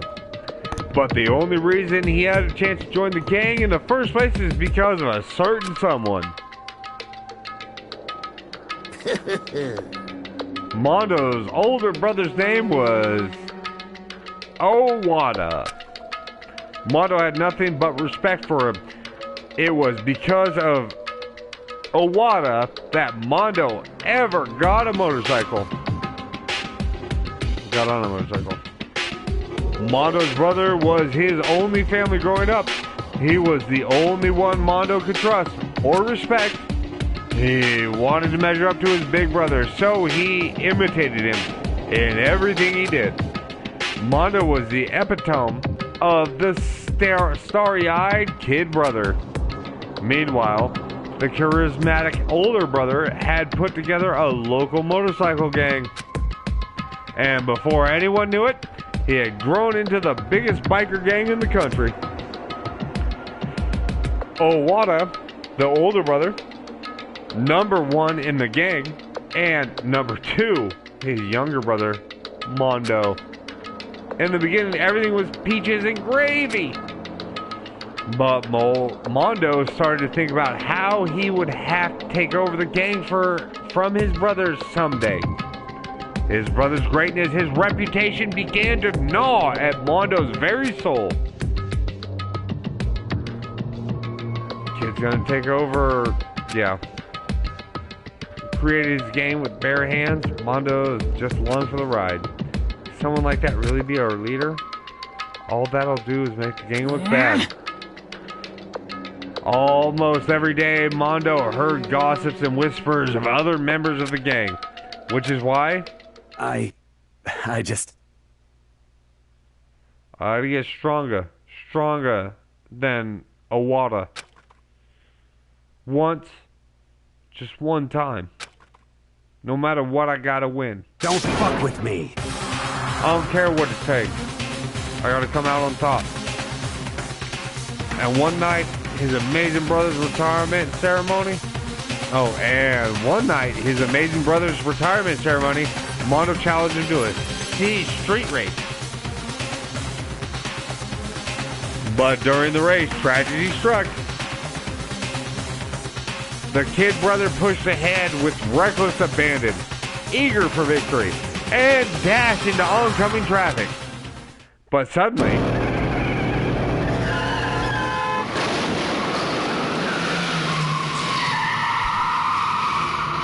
fuck's sake. Laying in his kid brother's arms, the older brother delivered his final words. My bad, kid. I fucked up. Sorry. Of course, he knew it was his brother's fault, but Owada never blamed him for what happened. Hey, kid.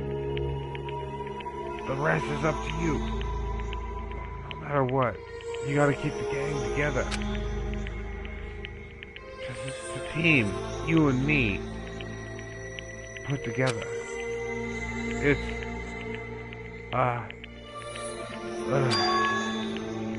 a promise between men. He decided to hide the truth from what happened from everyone else in the gang in order to keep the gang together, to keep the promise to his brother. He could never admit to anyone that it was his own weakness that had caused the accident. And as a result, the team was made even stronger under the banner of the kid who'd bested his big brother. Owada was gonna lose to this kid brother, so he got stupid and got himself killed. That became the explanation for what happened to Mondo's lie became the truth. He wanted to lead the team so bad he was willing to tell all kinds of lies about his brother. I'm strong. Strong. And yet, as soon as our killing game began, he realized no matter how tough he pretended to be, he was just another weakling that could die in an instant. And then the lovely and hateful Monokuma announced the revealing of the embarrassing secret. At that point, it was clear I would have no problem shedding light to his secret. I'm kind of... Mondo killed his own older brother. Kind of sad about that, too. No matter what, couldn't let the other gang members find out. If that happened, everyone would have been ruined. Everything, me, my brother, had worked to create, would have been destroyed. His death, all that guilt I've been carrying around, would have been for nothing. That's why. That's why, Mondo. After I saw what Monokuma had on me, my head was filled up with kind of fuzzy uneasiness, and just started swirling around. I never felt anything like it before. I did. Yeah, she's a killer. I didn't know what to do about it. I wasn't sure what to think or say. But after a while, that fuzzy uneasiness turned itself to a rock-hard lump of anxiety way down in my stomach. And it was right around then that Chihiro asked me to start working out with him. And right there, he told me his secret. Seriously? Jesus. I'm sorry. Yeah. I'm sorry I lied to you. But why? Why now? Why are you telling me this all of a sudden? Huh? Because, I mean, you kept this secret all this time, right? If anyone found out, you would... But... You're right. I want to change. I wrap myself up in lies. I'm weak. I want to destroy that version of me forever. His words were like a knife in my gut. I felt like he was exposing the lie I'd been living myself. I have to change. I don't want to be weak anymore. You're so strong, I can't hurt you. It can't hurt you, right? Whatever secret Monokuma might tell us. You piece of... So what? You're saying I should just say it? What? You're saying if I really am, I should just be able to tell everyone my secret? Huh? I was jealous. I was jealous of Chihiro's strength. He had the strength to face his own weakness to try to overcome it. It was the kind of strength I've never had. I was jealous of him. And that jealousy broke me. What? Are you making fun of me? I'm strong. Are you fucking with me right now? No! I'm not making fun of you. I really am. You really are strong, Mondo. I felt like I could hear something starting to creak. Something inside of my head. What do you want me to do? What was I supposed to do? Was I supposed to just sit back, let my secret get revealed, and ruin everything? What's wrong? Damn you! Why'd you have to tell me all that? Are you trying to rub my failure in my face? I just wanted to... I really admire you. I admire your strength. Yeah, that's right. That's right. I am strong. Strong. I'm strong. Yeah, we're gonna skip that. Stronger than you. You son of a bitch! And stronger than... Owada. I'm not gonna try to pronounce that name. I'll be honest with you. I don't remember anything after that.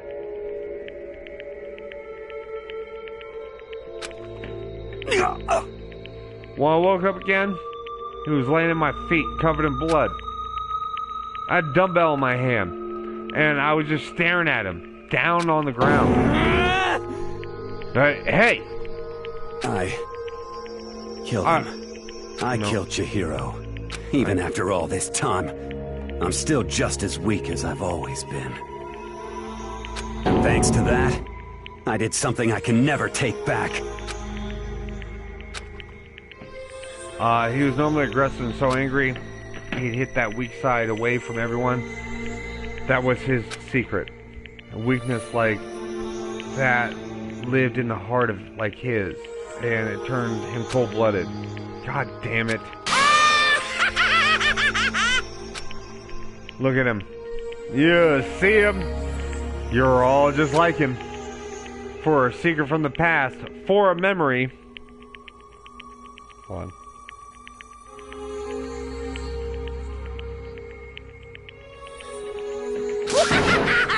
For that, he killed another living human in cold blood.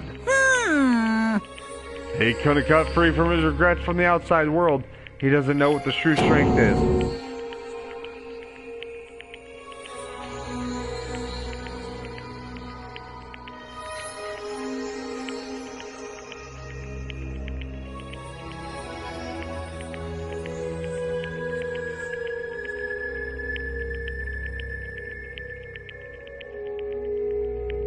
Sorry, guys.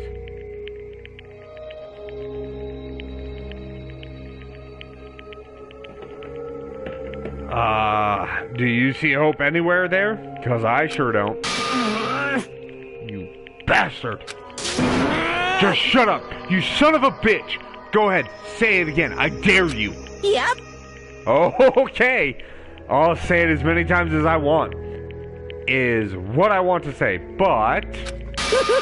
unfortunately, can't do that right now. Because the time for punishing is fast approaching.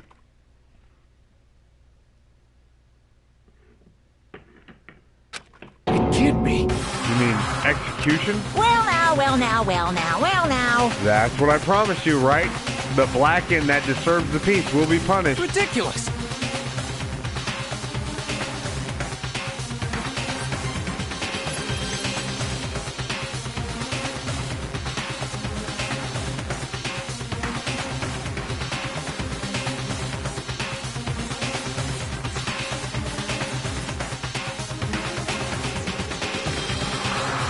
Oh, hold on.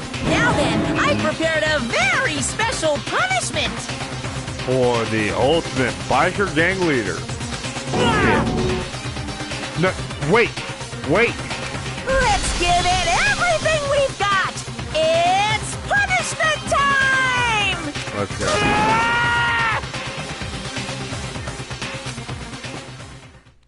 Sorry, man. I couldn't keep the promise we made. From one man to another.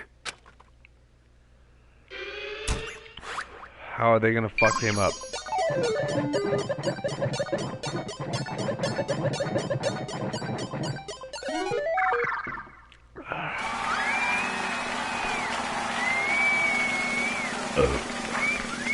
Excuse me.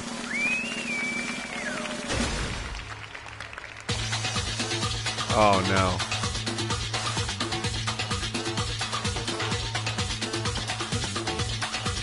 I like how Monokuma has his haircut for some reason. Wait, the ball of death?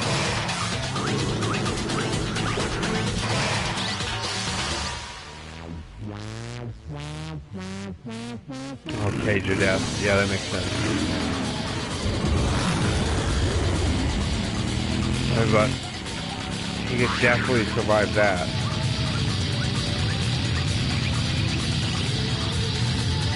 His hands are tied behind his back. He can't survive the G-force.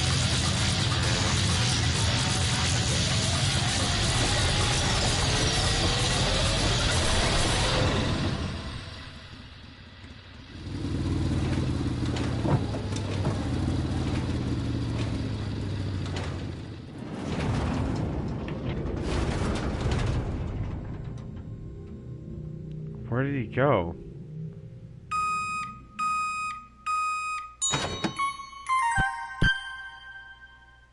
Mondo, butter. Yeah. I mean, yeah. That sucks. Laugh at death, and your soul will forever be at peace. It can't be. My brother. Another murder, another execution. I want to feel again. Everyone's lives are taken so lightly here. I feel like I might be going mad. Maybe I'll just let it happen.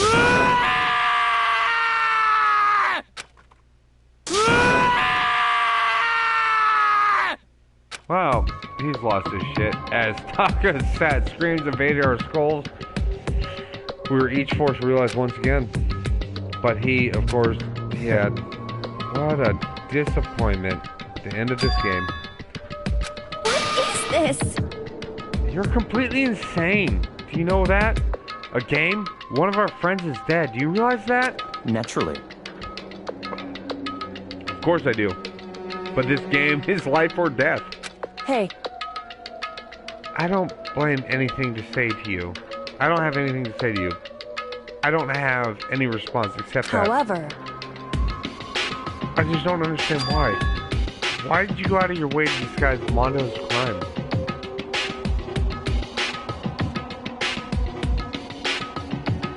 They're not Alox. Hey, Alox, are you you ready for some more thunder? It's obvious because it made things more interesting. His voice was calm, emotionless, like the voice of death. It chilled me to the bone. Last night, when the murder took place, I was in the library as usual. Honestly.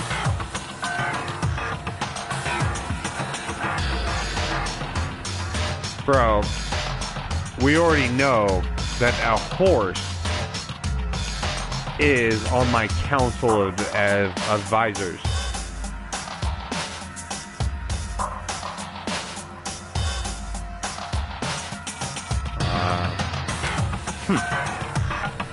That rule never mattered to me.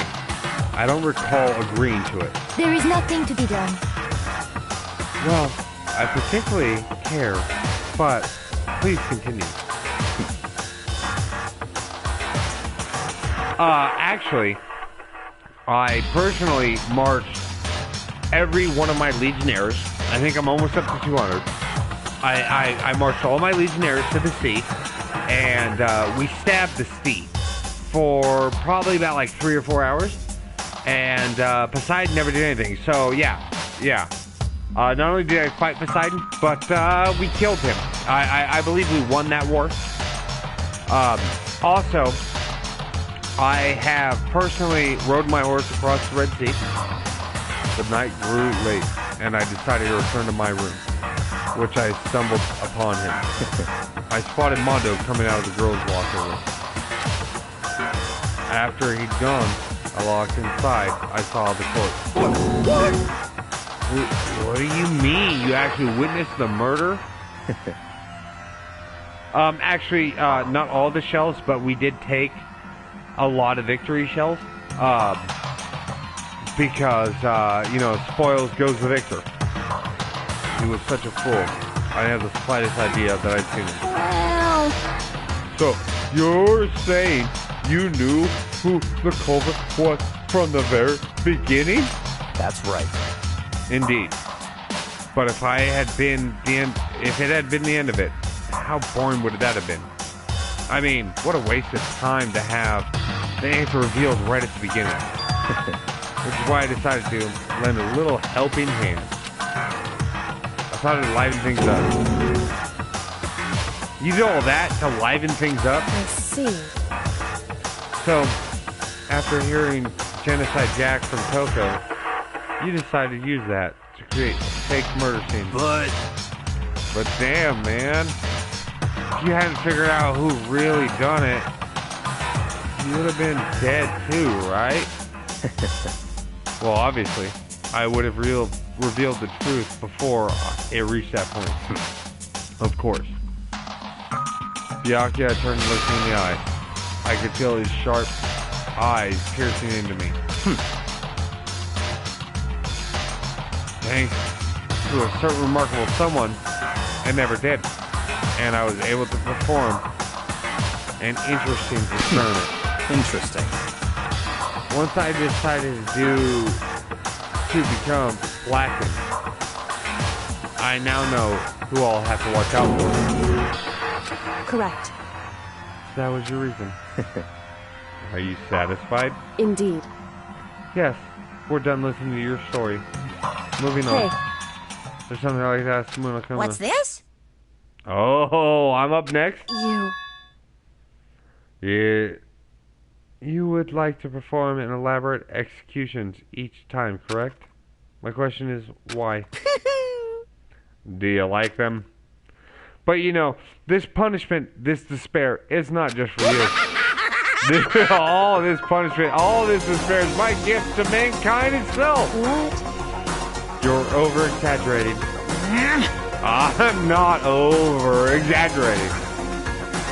These punishments are meant to transform all hope to despair. Damn.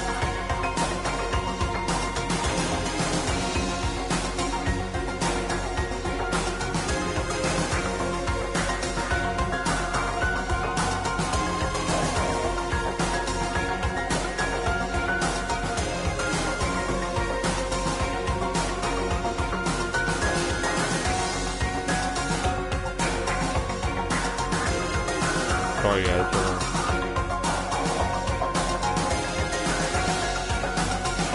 What do you mean? Mean? Mean? Mean?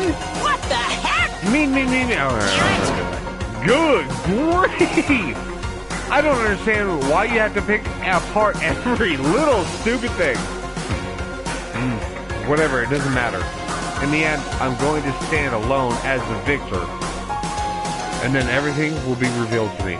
Ooh, the noble son of a noble family, truly. You understand me. I think this is the start of a terrifying friendship. That's enough. Shut up. I would never stoop to the level of a childish criminal like you. Let me just say this. After I have achieved complete victory, you're up next. I'm going to find you and kill you. Understand? In the name of my family. In the name of the Sakami family, for which victory is a foregone conclusion. You're getting all riled up. Oh, so cool.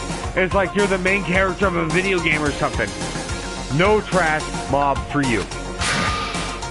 I swear, whatever it takes, I will kill you. Temper. Sounds like someone needs a nap. Alright, we just need a save point. Monokuma's laughter peeled across the courtroom. Curtain closed, the case of Shiro and Mondo. But I knew it was the end. The killing game would still continue. Because the mastermind wouldn't let it end. For those of us who were still alive, our worst fears and despairs kept multiplying.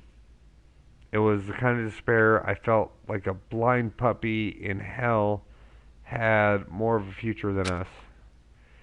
All of our courage, all of our effort, our friendship, felt like amounted to nothing at all. It was the worst kind of despair. Well, anyway, like I was saying, this is a pretty good spot. Yeah, a really good spot. Anyway, isn't it amazing how that girl went and killed someone before things even had a chance to get boring?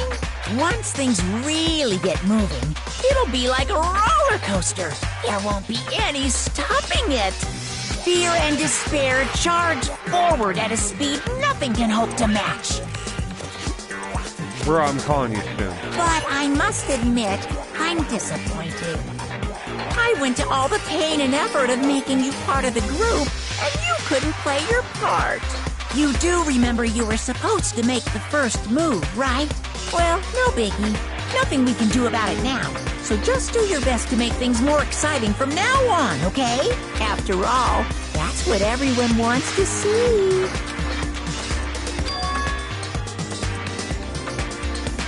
There's only one thing I'd like to ask you. As long as you don't want to know my measurements, fire away. Who is it? The 16th high school student. My, you really took me by surprise there.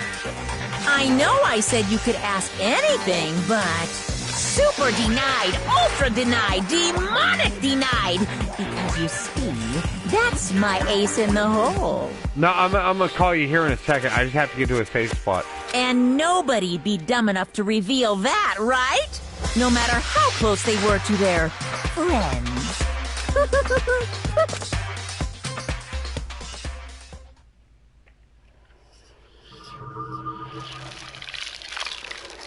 Guys, we're here. We got to the end of chapter 2. We lost a lot of people. We lost Junko. And, you know, she's my favorite. Should give us a save. Crazy diamond present. Yeah. So we're going to save. Yep. We just overwrote that save. So we will catch you all on the next one. I love you all. Thank you for having this journey with me.